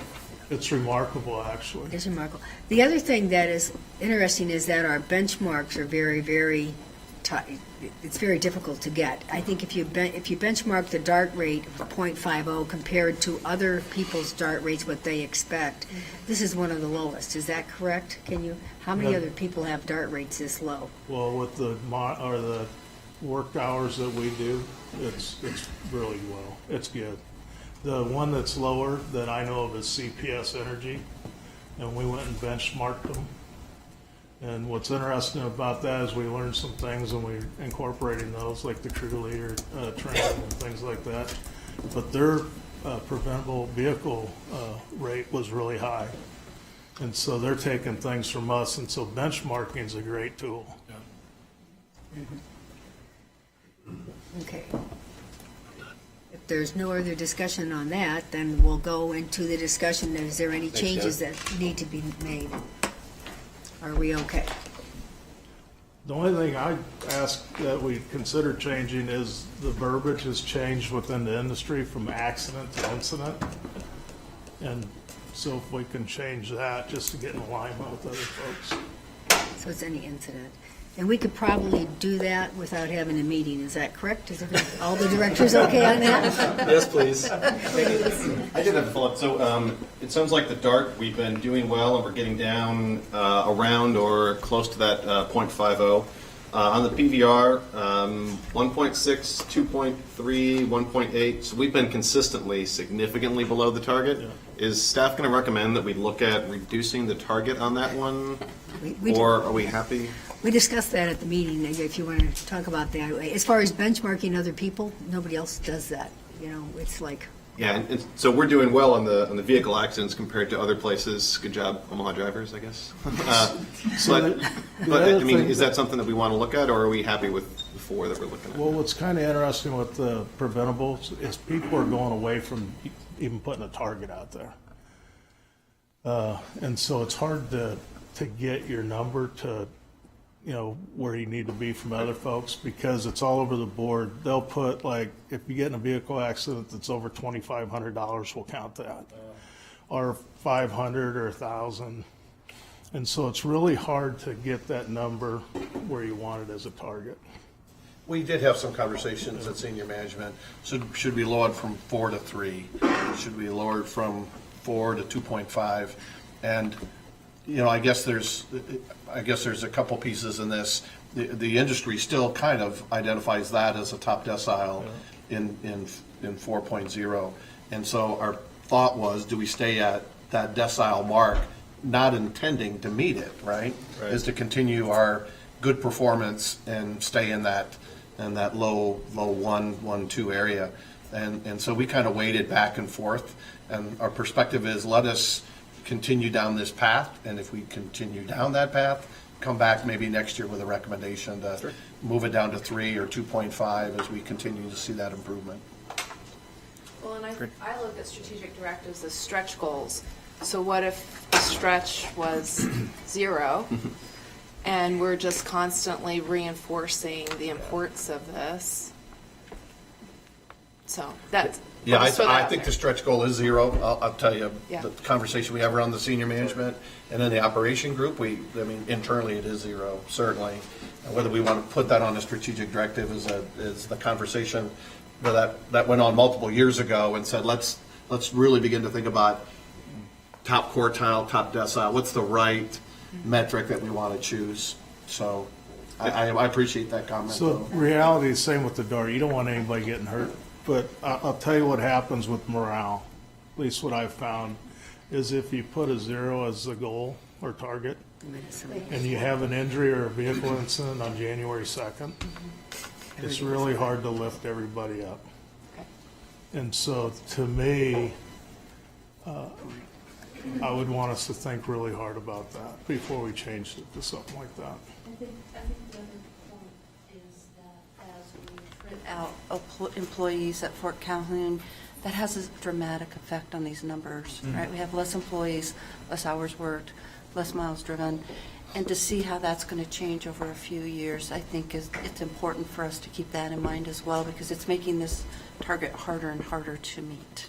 So that's a good point. Yeah. I mean, the value of a single number versus a number per, well, I guess that the DART is a per employee. isn't it? It's a Yeah, per yeah. employee, so it makes it. Per So hours worked. the only other thing that I would say is that the Bureau of Labor Statistics, let's compare our numbers against the national averages. think he's got So you that. pointed out to KCP&L and you've pointed out to some others locally, one but person who's let's see how we local. compare to what the Bureau of Labor Statistics has for our industry. We can certainly share that with you right today. I think what we would say, and Kevin, I'll let you, is that when we've looked at it before, is that the Bureau of Labor Statistics are far higher than our metrics that we have on DART or preventable vehicle accident. Way higher. And the utility industry inherently has been much lower than industry on average. Sure, but sharing that number and Yeah, no, I citing appreciate the that. source would be. I Context of how appreciate good that. we are. Yeah. We have to toot our horn a little bit because we're doing really well. That's the bottom line. Thank you, Kevin. Appreciate it. So we will change that word, that one word, if you've got it. And we'll incorporate in the reporting the multi-year trends. We'll get some multi-year trends out to the board, so you'll get to see the last 10 years, maybe there's a 10-year horizon to do that. And then as we do this monitoring report, we'll include the Bureau of Labor Statistics to give you a comparative. So, fair enough. Okay. Yeah, and you have one more item, and that will be in closed session, right? Yes, one more item. Okay, does that conclude your report then? Yes, it does. Okay, before we get into system management, we've had a couple of directors request a 10-minute break, okay? Who's got the weak one? I do too.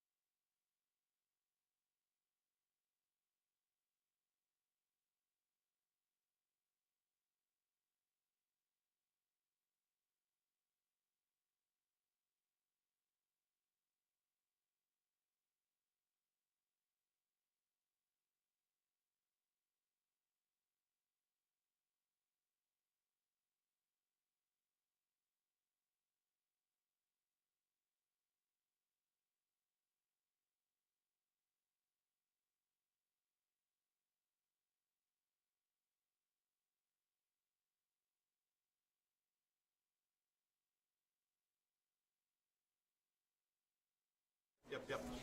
So we met last Friday. I was there along with two of the new board members, Director Molhoff and Director Bogner. And it was a great meeting, and as Director McGuire said, for the PI meeting, having the new members it was good. Provides context, and thank you everybody who was there. We have 3 action items that are up, and at this point, I'll just turn over to VP 5. Sound good? Okay. So thank you. Just real quick, it was mentioned earlier, not related to this, but we did send some crews down to Kansas City. We did send some crews down to Kansas City yesterday to help with the restoration. So early yesterday morning, Kansas City Power and Light reached out looking for some mutual aid, and we did send 4 crews down there. So just wanted to highlight that, and they've helped us in the past, and they're good neighbors of ours. So excited about having some folks down there helping with that restoration process. So with that being said, the next 2 items that I'm going to discuss are both related to the growth that's taken place in the Sarpy County region. Specifically, these kind of support substation activities that are going on down in that location. And as a reminder, substations are what allows us to step down voltage from your higher transmission to the lower voltage needs within the system. They also house a lot of our control systems and equipment, breakers, things of that nature that let us have control and safety of our system itself. This first item is for control building contract. It's basically for 2 buildings, prefabricated, pre-wired, includes relays, switches, basically everything that those facilities need. There's a nice picture up on the board of what it looks like once you get inside one of those. House all the electronics that are really related to the substation. This contract's for the delivery of the buildings to be scheduled in August and October of 2019. Went out for an RFP, had 2 responses. Both were legally and technically responsive. The 2 bids were relatively close in price also, which is always good to see. With that being said, Electric Power Products was evaluated to be the lowest and best bid for this. They have completed numerous relay projects for us in the past, substation control buildings in recent years, and their work always has been of high quality. They're out of Des Moines, so they're relatively close, which is always positive for us too. So at this point, we're seeking authorization to award the contract to Electric Power Products for approximately $2.149 million. And, unless there's any kind of comment to the contrary, it'll be on the consent agenda. And you do have that opportunity to pull it off at the board meeting. Okay, then the next item. All right, the next is also supporting substation, and some of the work actually helps with the control buildings that I just mentioned. But last month, we had a very similar contract we brought to the board for 161 kV work that was awarded to the ZORT. This month, it's for the 345 substation foundations, ducts, and grounding. And for this, the RFP went out. It was for materials and construction services, which include foundations for items like breakers and transformers and the control building. So you can see a lot of it's truly a foundational work that has to be in place for the substation to be built. 3 proposals were received through the RFP process. 3 were legally responsive. 2 were technically. The one that didn't fall in the technically responsive category didn't fill out all the cells within the RFP properly. They missed some of the data that we needed. We'll be working with them to make sure that they understood what happened, so that in future RFPs they know what to make sure to cover, so that we can avoid having this again. With that being said, Thompson Construction's proposal was deemed to be the lowest cost and best bid. Thompson's also performed a lot of work for OPPD over the past several years. Very similar work. They've also helped work on the Elkhorn Valley project, which run between Blair and Fremont, and then the fiber network expansion, installing ducts for that. This company's out of Fremont, so they're also local and very close. And so with that, we're seeking authorization to award the contract to Thompson Construction at a cost of approximately $1.118 million. So my thanks to you and your group for planning ahead and trying to work with the contractor. All three were Nebraska entities, right? So work with the contractor. We'd love to see as many people bidding on these things as possible. So thank you for working with them, see if we can't keep them and anybody else who's interested in the bidding pool. Any questions? Sure. Clarification, you said Peak was the one who's not technically responsive. Would that explain the kind of significant difference in the bid price? Did they miss some data? We would assume that may contribute to the differential, yes. Okay, and then between the 1.1 and the 1.7, is that kind of a reasonable span between the different bids? I mean, I'm unfamiliar with how wide the range is on RFP responses. Sure. I think here in general. Good question. Normally 20 to sometimes 50% differentials. A lot of that has to do with how much work that they have going on. So just like if you need to have something done on your house right after a hailstorm, it's sometimes difficult to get the best price for the replacement. Right. And right now in the industry, we're seeing a lot of additional work and growth that's taking place. So contractors are being stretched pretty hard. But the engineer's estimate is kind of splitting the difference between those two things as Right. well, so it gives us comfort. Yeah, and what's nice is that the engineer's estimate is up there in the top left. You can always look at that. I just have a question because I haven't been on this from the beginning. These substations are being built on property that OPPD already owns, or do we have easements on this, or how is that? I mean, there's a lot of discussion about easements and property and public property and that. So with this one and the previous one with the new building, are those owned property by OPPD, or is that? They are now. I mean, as we expand our system, sometimes we have to purchase more land to support that expansion. So the more generic question may be, how does the right-of-way acquisition relate to this kind of letting of bid and contract work? Well, I'll give you an example of, Facebook's a good example. So where we're doing substation-related work and transmission-related work, where they acquired property and then we acquired property from them to put our substation together. So that would be an example where we would do substations. If not, what we would do is, I think 180th and north of Dodge, maybe up by Blondo, 180th and Blondo was a new substation up in that neck of the woods where we went and essentially went to the landowners there and negotiated a price. Had the opportunity to condemn if we needed to, but negotiated a price in that regard. Okay. We very limit our condemnation as much as we Is it can. fair to say, the easement access is generally for power lines and poles, whereas Not for structures are substations. generally on property we have to Okay. acquire one way or the Yes, other. there's a difference between the two. Is that helpful? Yeah, I think that, is that helpful to you too? Yes, for Yeah. sure. All right. Any other questions for Mr. Vai? No? Okay, and then Ms. Fisher, you've got the next one? I do, thank you. This is for Suffolk County Station. St. is the equipment manufacturer is Pratt Whitney. As we did a borescope earlier in late last year, in October of last year, we found some damage to the unit that is requiring repair work. Because the repair work is really proprietary to this vendor, we're asking to sole source this. That's been reviewed by our legal staff, and they agree with the necessity to do that. We have certified that it's proprietary in nature. Excuse me. And this is similar to what we've seen before. There's been a service bulletin out on these units. This unit lasted a couple years longer than the previous one. And so we are seeing this occur on each of our units as we continue to operate those units.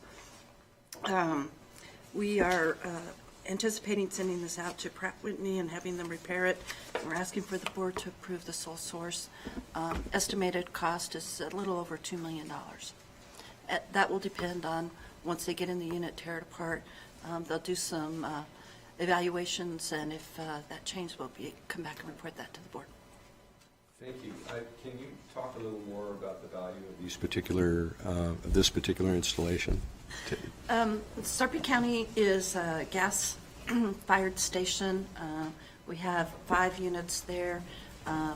4 and 5 are Pratt Whitney's units. They're aeroderivatives, so they're basically twin engines. Think about aircraft engines is kind of the way you think about those. These units operate at peak, and so they're critical to us over the summer time frame to make sure that we meet our peak requirements. And so typically what you'll see is these running significantly from May to August, September time frame. I will say lately what we've seen in the marketplace is SPP calling on them more frequently. And so we're really trying to get through all of our repair work that we need to, so these units are available. It's been unusual for them to call for them as much in the winter months as they have here recently. So they're valuable in the marketplace because they're quick start units. They come up quickly, and SPP has been calling on them much more frequently than they have in the past. I can't recall how old Unit 4 is, but could I get an idea on how old it is and also what the cost would be possibly to replace the engine as opposed to repairing it? I don't know that I have that information. That wasn't one of the original. Yeah. Oh, yes? John Buckley could help us with that. Go ahead, John. Go ahead, John. I believe it's early 2000s. Yeah, I want to say 2003 is this one. For those units, and so it was early 2000. Sometime I think construction might have started right at 2000, and they were operational in maybe late 2000, 2003. Don't take exact word, but in that time frame. And that's the original engine. And then, Yeah, and it still has Pratt life. and Whitney, from Pratt and Whitney jet engines. Yeah, the same things that they put on an airplane. So. John, thank you. You want to introduce yourself? Yes, John Buckley, Director of Work Management, Energy Delivery. Thank you. I'm sorry, overall, what is the expected life of the turbine or the facility? I mean, just. So the turbines we do frequent maintenance on. And so the life of those units is really associated with the preventative maintenance that we do. After so many starts, we go in and we do those. So there really isn't a finite term on those units. It's really incumbent upon us to maintain them and do the upkeep on them in order to make them viable going forward. You know, typically you'll see a 30, 40-year life on something like this in the marketplace. We should have some expectation of life. Yes.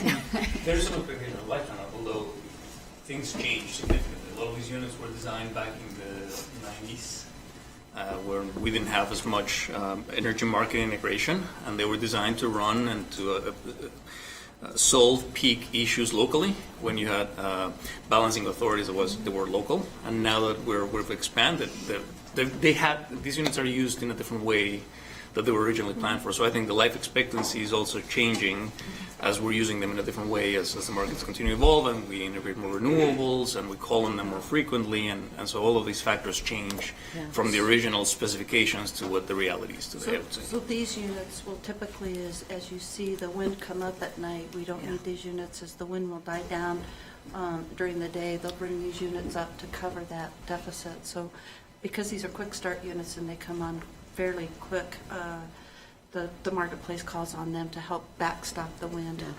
They're very important because of the more wind renewables we put on, the more they're used. Yes.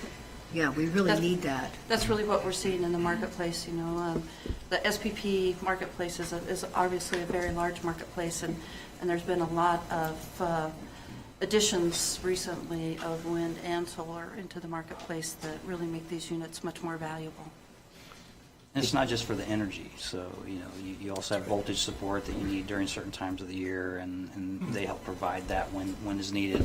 Back to Mary's point, if you've got falling wind output, you got to get something on the grid pretty quick to work through that and make sure your grid stays reliable. So. And that sort of voltage, I was going to ask you to sort of define what voltage support is in relation to the wind going up and down. Right. It's like if you think about a water hose and having pressure in the water hose, and so if you tie 15 water hoses together. By the time they get to the end, the water trickles out, right? So it doesn't give you enough oomph to do anything on your system.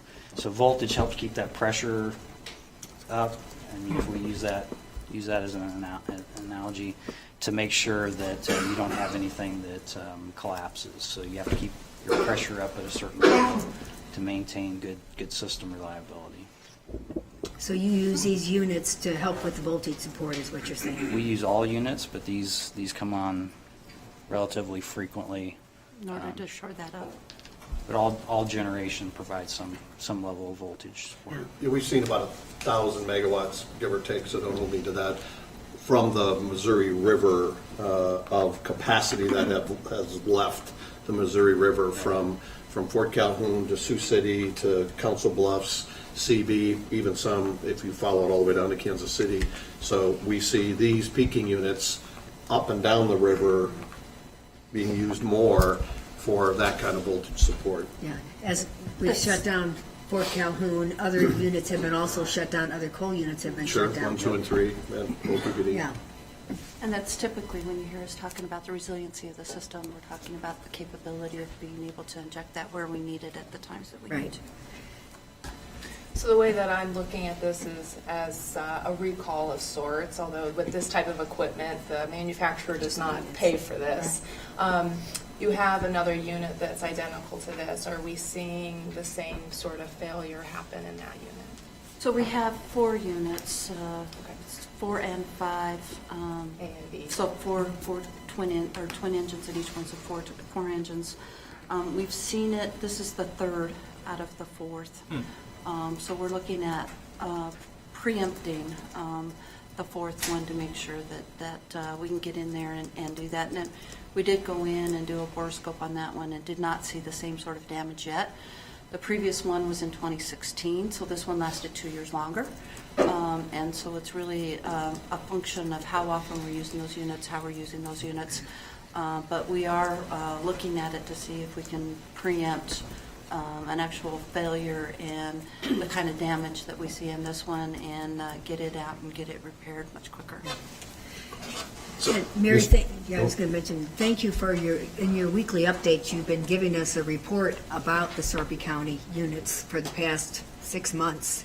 And I've noticed, this is what we're doing to repair these, and it's been an ongoing thing, and I appreciate that, the updates, because they're very, very vital to us as far as resiliency. And this is our, busy time in the winter, right? We want to take our units down and repair them in the winter and have them ready for summer. So it's a busy time for us.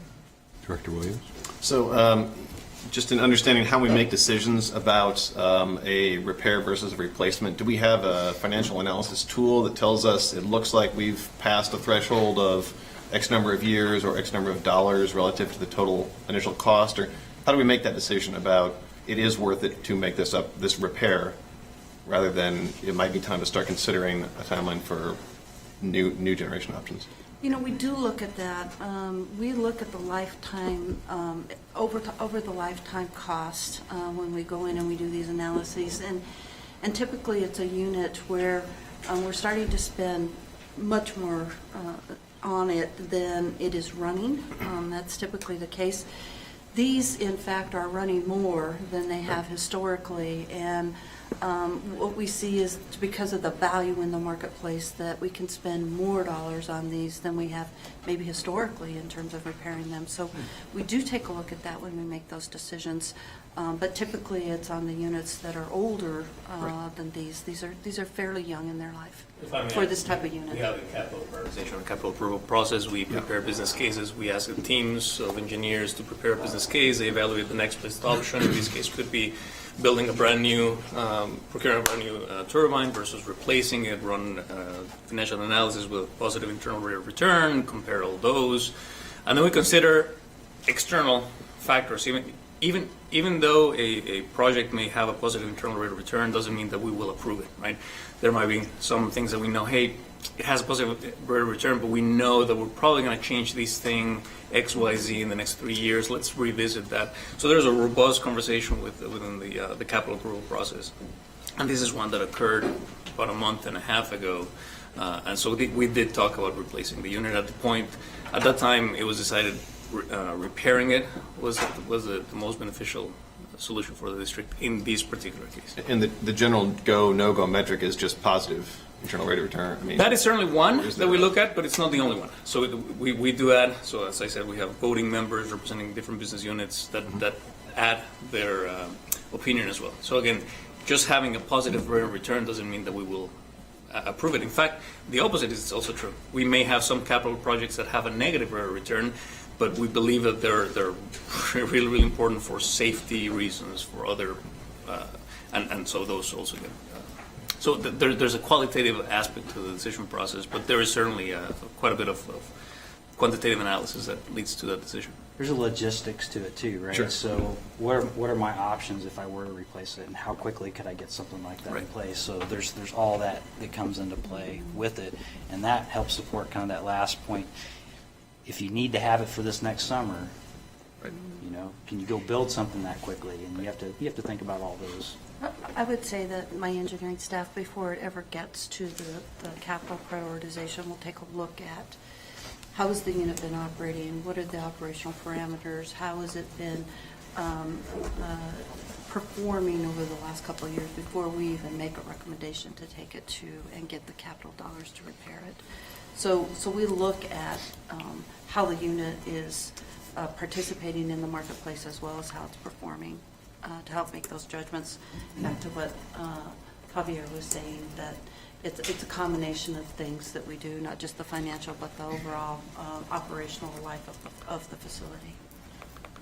so just to understand that decision-making process, it's an engineering analysis first, and then a capitalization review, and then this recommendation to the board. Those are kind of the steps that go in order. Yeah, Okay, yeah, great. my engineering staff would look at it first.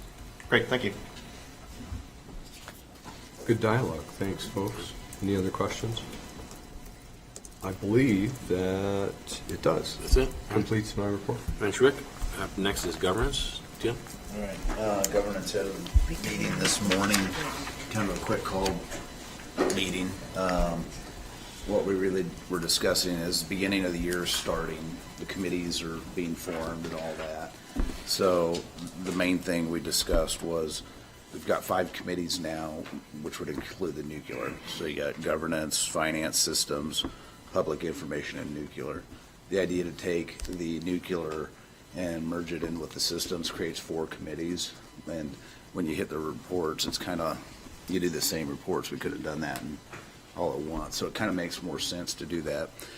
So 5 committees to 4 board members then could be on each committee, which is good, as opposed to 3 now. So that would be helpful in a way. And then each board member would probably serve on 2 committees if we work this right. So the question would be then, is a consideration of that, we're going to elect officers Thursday. And the way that works is the chairman appoints committees, and Ann, I can chime in anytime. I'm making assumptions here because no one's been elected to anything yet. But the governance committee, well, everybody gets a say into doing committees, what you're on or not, but ultimately it's been in the past, the board chairman appoints people to those committees based on preference and those things. So anyway, if we did something like that, yeah. The exception being Governance is basically going to be the past chair, the vice chair, and the chair. That's the governance committee, so we didn't really talk about that. Right now it is, but then if there would be 4 committees, the 4th would probably be finance chair, the executive. If you want to go there. I mean, Yeah. So is the finance chair always the treasurer as well? And that's the other story. Treasurer, finance chair. for legal reasons too. Yeah. They have to sign documents.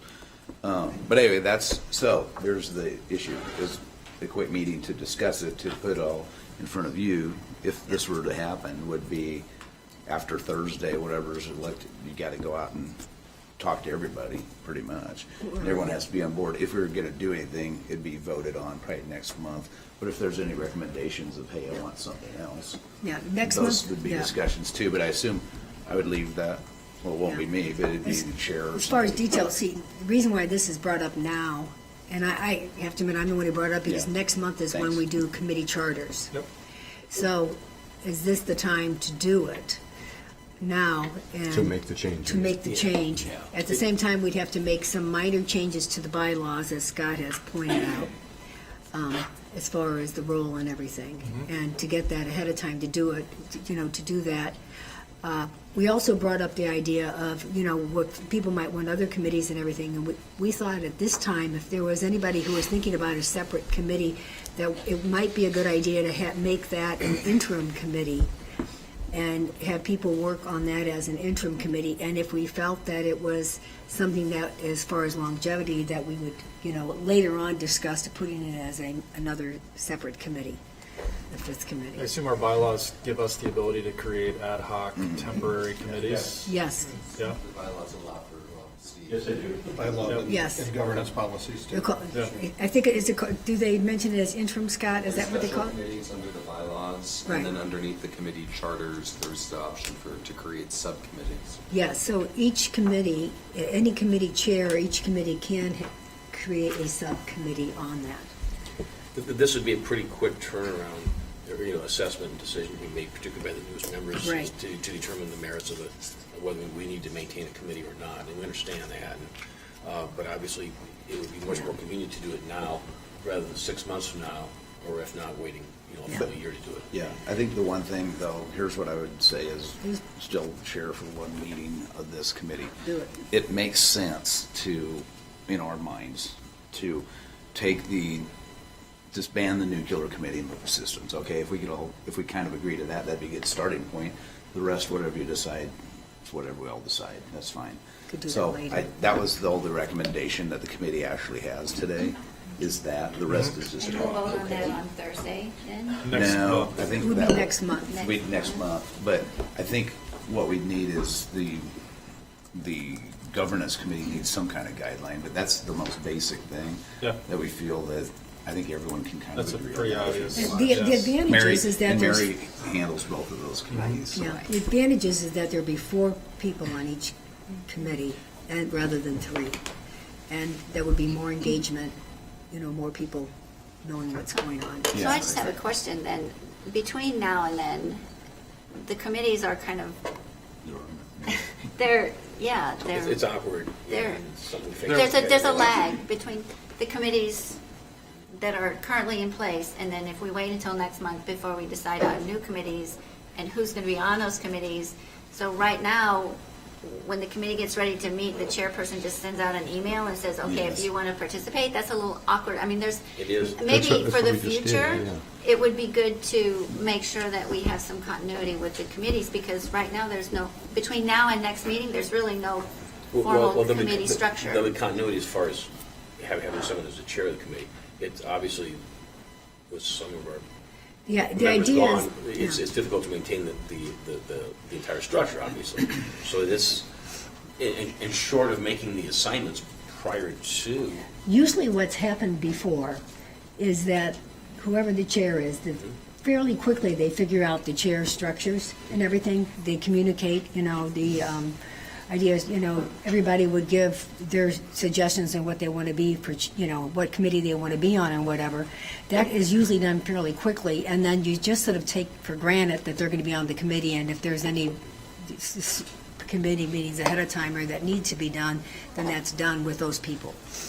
And then you vote on it. And we've also done it where the Retroactively. existing chairs continue through the February meeting until those chairs are identified to continue on. Yeah. Just so you have that continuity. Right. It is a little unique. Since there's that not- we've some of had those chairs are kind of a gone, yeah. 3-board kind of Yeah. turnover relatively quickly during this transition. So it is awkward. I appreciate that. And some of the chairs are no longer chairs because they're no longer around the table. So we've had, Craig be the committee of one on the finance committee, I think. Strong. So Don't break it. So we'll have to. So at this point, not to muddy the waters, but I brought this up in committee, I'm going to bring it up again now. I don't like the direction of where things go. I get the committee structure, but when we first got on as like 3 members on a committee, you didn't know anything what was going on in that committee. You show up to a meeting and a lot of things were done. We've been trying to get, I thought, as a good job, a committee as a whole, hearing more things. I see us reverting a little bit back to this committee even if it's 4, I get that, it's only still 50% of this board hearing things.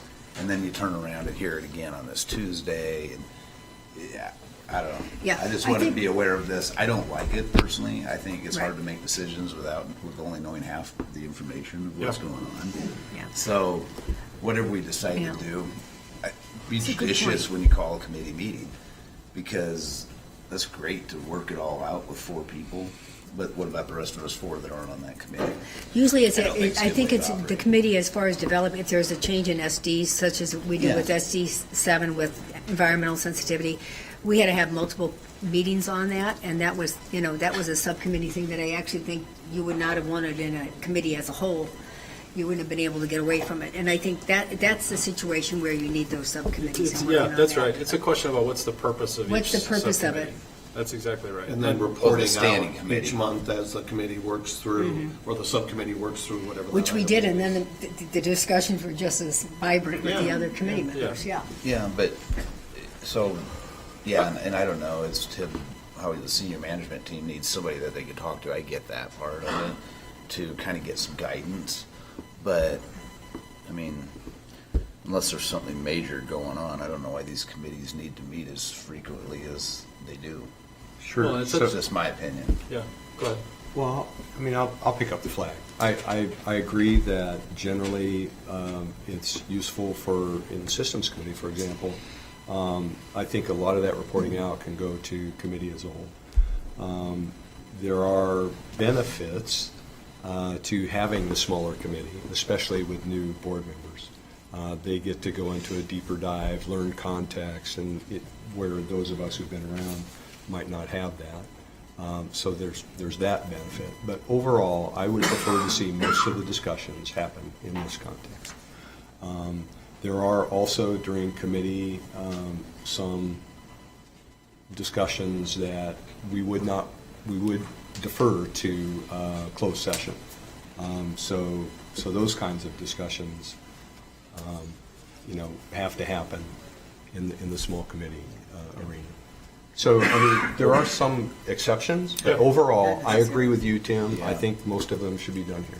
But even then, if those have to happen in a small group, then should it be an executive session then? Why could we not talk about it in general? I mean, a lot of times, and I don't know, you guys are newer on that. What's the best way to learn is a lot of times we just call up. If I got a question, I'm going to call Javier or Julie. We all have that ability to do that, to learn. But I still think you gain a lot more by listening to everybody's questions, No not question. repeating the Oh, I same agree with thing. that, My yeah. God. It just, in the interest of time and transparency, as Yeah. let's use that buzzword. But I'd rather have it all out there. So Eric knows where I'm coming from, I know where he's coming from, vice versa, whatever. Well, I just think it's better. The new members can certainly reflect on the level of conversation they had in the systems committee and the PI committee, whichever ones you attended, and what eventually happened then here. You saw how some of the questions that were asked there were not asked here that would be useful for the public. Well, and Yeah. I wasn't at it, so I would have liked to known that Yeah, too. right, exactly. Or the other people that weren't there, or couldn't attend because you had a quorum. I'm agreeing So, with you, Tim. yeah. I mean, So in any event, with the next month of conversations amongst each of us to determine your feelings for any particular committee, so on and so forth. And if any recommended changes, or any changes are recommended, we'll proceed voting on next month. At the same time, we appoint the new committee members, I guess. We do that same month, I suppose. No, you'll do the chairs, right? Chairs, excuse me, yes, I'm sorry. And then the committee members would be Or you'll do the executive office. first, yeah. Those are, Actually, Those are that's on Thursday. Yeah, that's Thursday. I'm sorry. That's Thursday, next Not month. committee is- structure in February. Next month, yeah. So- That's committee Structure and charters, and assignments. committee structure and assignments and Hold on, charters. Eric, you got a question? You mentioned in the governance discussion that the idea of a special committee or ad hoc of some kind, was there any discussion about an idea of something that might fall into that category? Or was that just kind of here's a concept that we could discuss more? There's a in concept to general? be discussed more, because I think there's been discussion about sometimes of dividing up the PI committee, that type of thing. Yeah. Instead of doing that, maybe have that as have a the committee makes a subcommittee of that or whatever to discuss stuff. But we can do that at any time. You can do that at any Right? So time, let's yeah. get these, This Cindy, is let's main tighten this structure up, first. and then we can examine what might make sense there. Yeah. Yeah, one thing at a time. So, and Yeah. if we're doing a tweak in the bylaw, that's the main thing. How much are we gonna tweak it? Just to This is remove not a- much. To remove a nuclear committee is pretty easy tweak. I mean, if we can Yeah. agree on that. Yes, Then we the can rest ask we Scott to all comment hash on that. over. He looked at bylaws. Bylaws are simply one comment that lists the 5 working committees. We would relabel one of them, we'd delete one and we'd relabel one to reflect the fact that it's both systems and deconstruction. So that it would acknowledge the fact that that had grown together. That would have to happen prior to the approval of the committees. So you would have that happen and then you would slate the committees. Obviously, any change to bylaws, we would want to take an opportunity to use General Counsel and Steve Bruckner to provide a full review just to make sure that we're not missing anything and that our bylaws stay in compliance. So we've begun that conversation, and we'll just ensure that that would happen prior to February. My understanding of the bylaws is twofold. One is you can establish a subcommittee or a special committee at any point in time, and the chair would determine that. With The chair of the with committee, the chair concurrent, of the board. yes, with I believe the concurrence. Through the board and concurrence of the rest of the board. So it would require board action to create a special committee. And the committee itself could establish a subcommittee at any point in time with discussion with that committee. Which would not take board approval. Correct. My understanding is no, but we would want to ensure that we're reviewing that. I think that's That's why I said it out loud. Yeah, I think that's correct. that's right. Yeah. Yeah. that's So, good. so the next thing on the agenda is, I do want to walk through the format, and Steve, correct me here or Scott or whatever, if I screw this up. But anyway, so the way it's been, on Thursday, there'll be officers elected. A nomination can happen, and then it can be several, whatever. If it's two people want to run for something, we haven't had too many contested things, but what we can. But nominations can go in, and then someone can nominate someone else. Is it a secret? It's a secret ballot. It can be either, right? It can be. It can be a secret ballot. Over the last multiple years, we have not had any secret ballots. So if the desire of the board is to utilize secret ballots before you enter into the election process, you would want to have a concurrence of the board or a motion to utilize secret ballots. I frankly don't think it's necessary, but it's your determination, and you do have the option to utilize secret ballots. I don't think we've had a contested. Pardon me? I don't think we've had a contested race for a leadership position. Probably in my over 24 20 years. Yeah, no, I don't. I'm just throwing that. But just in case, yeah. So then that really those newly elected officers on Thursday, the governance committee, which is still, because we haven't changed anything, would be for sure. Director Kavanaugh would be on the governance committee as an outgoing chair, and then whoever the chairperson is, and the vice chair makes up that governance committee. Those would be the ones that are going to do the rest of the discussion. Not me, I'm out of it on that. But you need You're to right. make sure you're talking to everybody. Exactly. And, but you need to make sure they'll talk to you and Yeah. say, Yep. it's not like somebody's going to hold something over Right. on anybody. So- So I think it's a good opportunity to hash it out now. That's why we're doing that. Did we raise, so thank you for that, by the way. I think that's very valuable. Did we raise the potential that the treasurer would also be on the governance? That's a suggestion. No, I mean, That could be, that has to be as far as the new committee when they get together to discuss that. And then that would take us back to the loop on rewriting committee structure. Right. yeah. You'd have to make I that think it's February going meeting to be a The February fun time meeting to typically, and figure all Steve, that you were out. And you were the historian here. there'll I've be been discussion next month. Okay, go ahead. looking at it recently. February meeting, what would happen is this full slate of committees as they stand, the chair and committee membership would be presented to the board for concurrence. At that point, it would be the time where you would actually see the governance committee, the chair, and any new members presented as part of an overall slate with That's right. all 4 of the committees. So to Director McGuire's point, in the interim time, it may be that the committees begin to kind of form, because a chair would have the opportunity to work with individuals to figure out which committees would best suit them, and make sure that that slate comes together as it's intended. So the governance committee technically could be working together with an eye on what the governance committee would actually constitute in February. If that makes sense. Was that? Did I get it? Good. Thank you. Thank you. You've taught me well. Perfect. So, that's what's been going on. And a lot of this will hinge on Thursday election, and then a lot more discussions to occur after that. So, Yeah, I'll just let the board know, when Ann kind of brought this up as a topic, we did kind of vet it through our nuclear filter, just to make sure there were no concerns or issues from a Nuclear Regulatory Commission. We'll still have our decommissioning oversight. We'll still be very clear about asking the systems / whatever we end up calling decommissioning committee to participate actively in the decommissioning oversight committee related work as well. And so we kind of vetted that out, didn't see any issues with the combination of that. So. And just to pat myself on the back, as the chair of the Nuclear Committee and Systems Committee currently, I also checked with Mary at the last meeting. Our vectors. Yeah, right.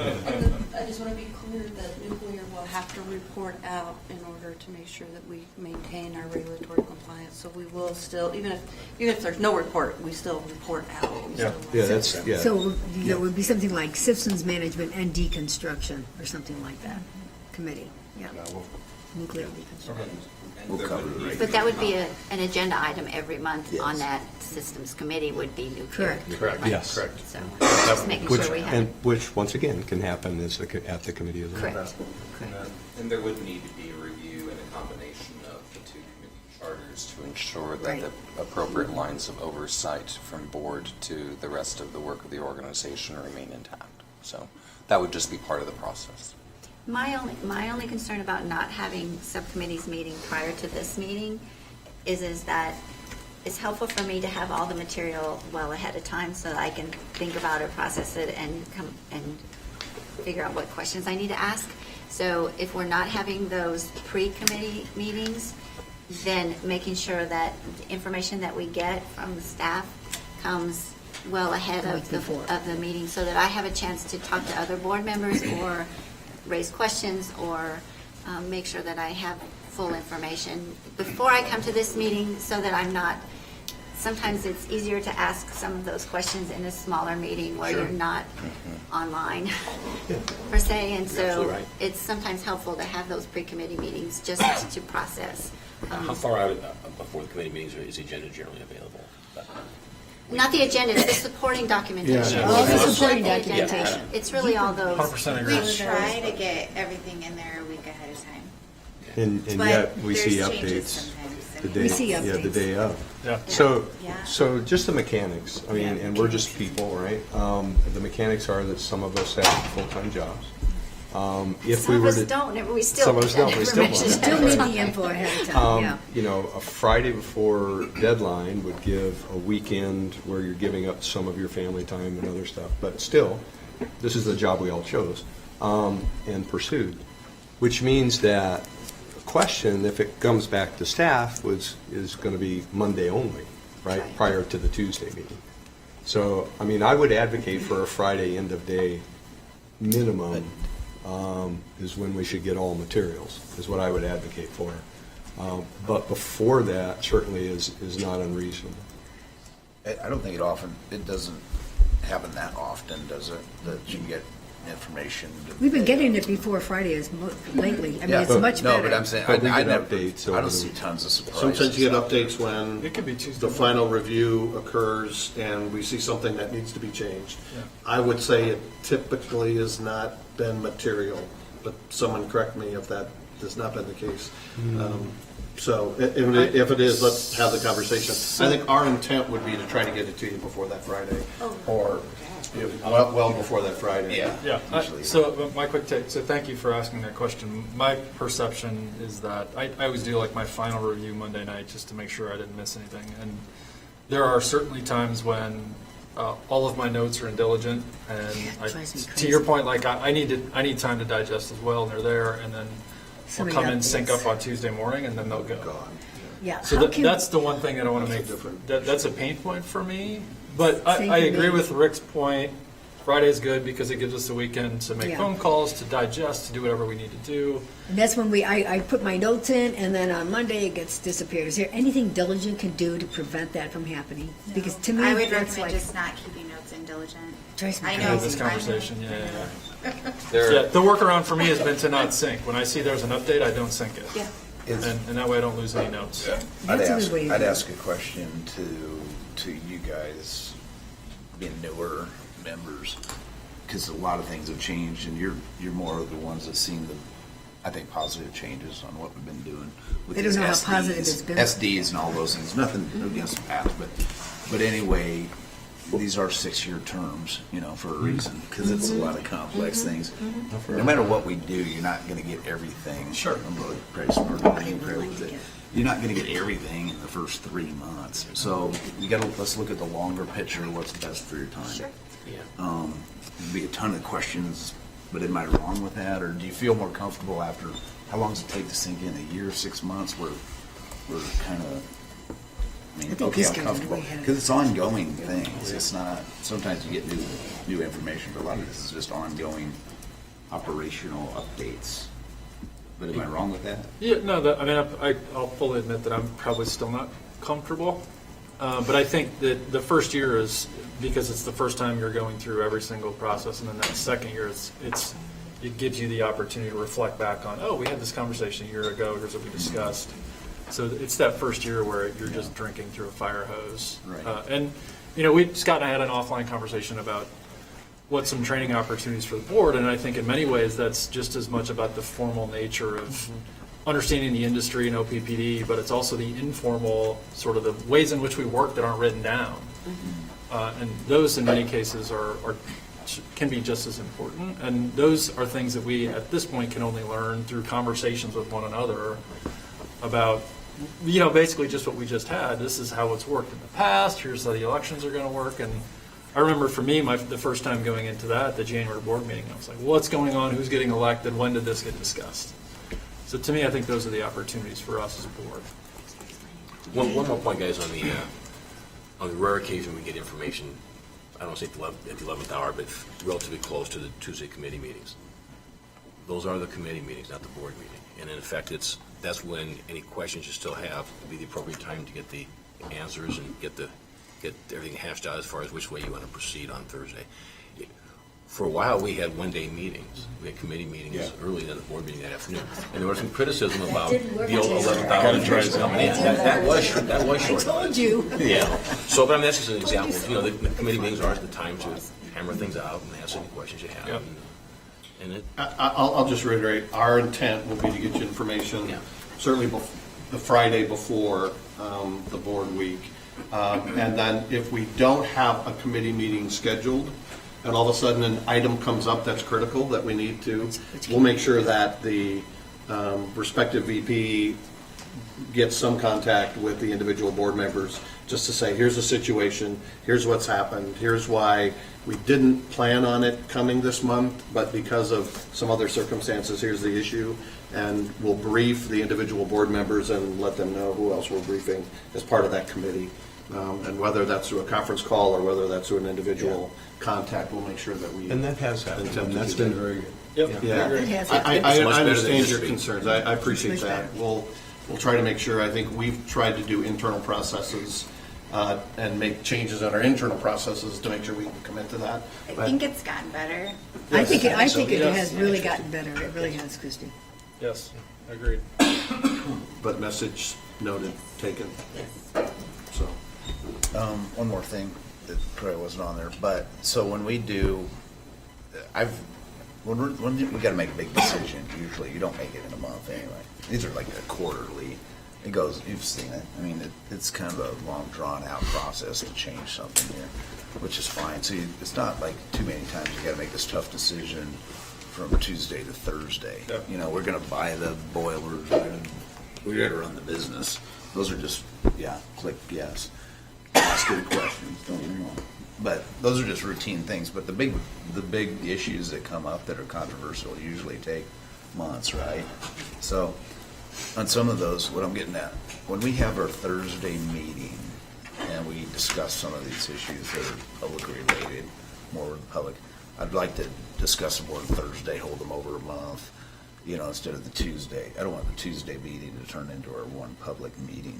I think we've got an opportunity to make it a different meeting. So I don't know all the answers to that one, Yeah. but sometimes we get the presentations on a Tuesday, and it's like, well, why wasn't that on Thursday? And I've made bad decisions that way too, but it's hard to judge what should be on Thursday and Tuesday. But Well, now that we whoever have- gets elected, use some discretion about that. We have more time normally now on the Thursday board meeting because we have the board consent action items that you just sort of vote for all of them at the same time. Yeah, So you do have more time for a presentation. a presentation or something like that. Yeah. So on that note, just out of curiosity, and this is out of left field, sorry, not unusual, when we talk about a presentation before the board, it's not a board member making the presentation. From what I've seen over the 2 years, it's been a member of the senior team or one of their designees. When is it appropriate? Is it appropriate, and how would it happen to have some external party come in and present to a topic? On public comment, they can. No, I mean present. I mean beyond 3 minutes. If the board were to want to have more information about whatever. Well, I at don't the know if public that would meeting. be the appropriate to come to, say, the committee meetings or what have you. If it's something the board member is interested in.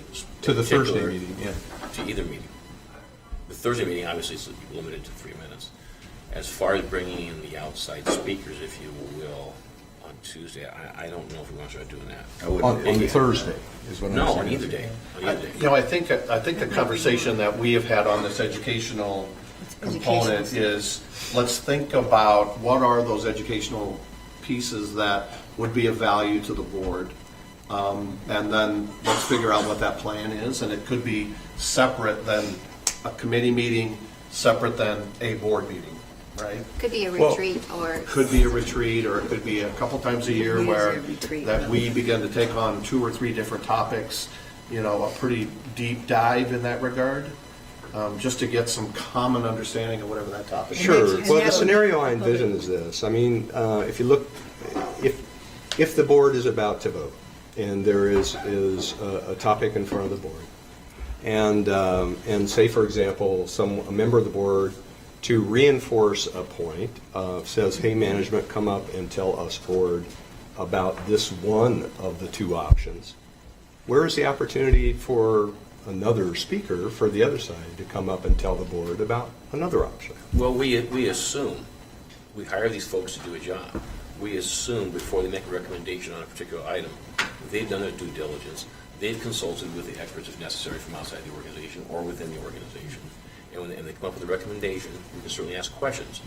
But it's not really a debate, I think, at that point to challenge management. We pay them for their recommendations they make to us. And we start bringing in these outsiders, that's just going to turn into a bloodbath. That's not- Yeah. I think it's fully, I think that's a bad I think it's precedent. fully appropriate for you to engage us, not just on the recommendation and our rationale around it, but what other options that we consider, and why did those other options not make it to the final recommendation? Without the specifics, Sure. We're kind of in this nebulous kind of little world here, so we'll talk like that in that regard. But I think that would be certainly appropriate for you to say to us. Before the board vote, before a board Exactly, meeting. is to say, what other options did you Way consider, before. and why did this option weigh heavier than these other 2 options? If you look at 3 alternatives. I think to Tim's point, usually for things that are going to garner this kind of attention and debate, there'll be some lead up time, right? There's gotta be a lot of lead Yeah, I up don't time. remember Not having matter on Thursday. I'd rather It's see still it than a having vote ever on a Thursday. Yeah. Debate. I'm sorry, I didn't It'll hear. happen over the course of months. Hang on, I'm trying to hear both of you. Yeah, well, I don't remember ever having a presentation on a Thursday and then we turn around and vote on it. It's always a month. Based on a presentation. I mean, we all get our information from different places and influencers and whatever. I mean, so I wouldn't be a fan of bringing in some of Point, the external point counterpoint. But it's also not without precedent for us to have an external party come to this meeting and present Oh, yeah. on. We had Yes. a security guy come in last year, I think, right? Right. So like that, those are some of the things that I think are of interest to me in terms of, this, making sure that as a board, we're all kind of at the same level from the standpoint of, these are the facts, these are the understandings, let's get everybody to that same point. That's, to me, that there's an advantage to having external parties do some of that education. Whatever, I don't have any idea for what the specific topic is, but. And just for the rest of the board, remember, so when you go, it's on the agenda, we're gonna have a presentation. So the chair always has a tough decision to make of balancing the time and of the Thursday meeting. I want this on so the chair talks to the senior managers, no, let's do that on Thursday. That's too important, not a Tuesday. So then we can all pull those consent agendas. We just haven't been, but if anyone has I'm still pissed about we bought those wrenches for $500. I'm gonna make a point. You can pull it on the general. That's why it's on the consent, but we can do that, and you've done it a couple times, which is completely right. So I'm just saying, let's be more judicious on how we spend our boards Tuesday, Thursday. I'll just give you the example on the security consultant. That was over a couple months because the board meeting lasted much longer, created a conflict for them, we had to cancel. And so I would say if we're going to do that, Tuesday's kind of a business approach. I would say if we're looking for that educational component, let's just separate it out and dedicate it to whatever that educational items are wanting to be or needing to be.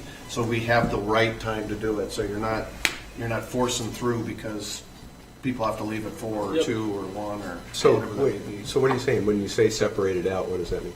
Well, separated out where it would be twice a year, we would have kind of an educational forum on topics that the board would have interest in, that we would identify some external expertise, or it could even be internal desire to dive in deep to understand whatever a topic may be. Sure. So I'm just trying to work out the mechanics of this. So if since we have the quorum issue, so that would be like we did the retreat.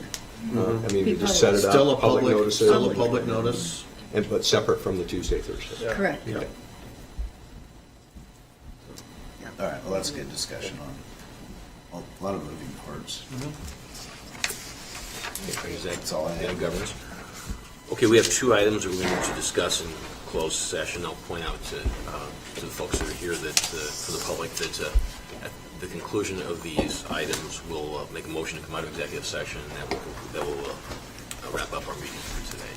Okay, so I think I have to do it. I move that the board go into closed session at this time, 11:30 a.m., to discuss the district's pending potential litigation matters and future updates to the district electric system. With respect to pending and potential litigation matters, the closed session is necessary because the discussion will involve legal advice that is covered by the attorney-client privilege and work product that is protected by the attorney-work product doctrine. With respect to future potential system upgrades, the closed session is necessary because the discussion will involve critical electric infrastructure which, if publicly disclosed, could endanger the security of public property, and because the discussion will include electric load projections that are considered by affected customers to be confidential and competitively sensitive information. The motion requires a second to move forward. She made the motion. We have a second? Second. We have a motion and a second. Yep. Wagner? Aye. Kavanaugh? Yes. Gay? Yes. McGuire? Yes. Maha? Yes. Moody? Yes. Williams? Yes. Yoder? Yes. Motion carried. Okay, the motion to go into closed session is passed. This closed session will be limited to discussion regarding the district's pending and potential litigation matters and discussion on potential future upgrades to the district's electric system. No votes or other action will be taken. Lunch is here. So lunch is here if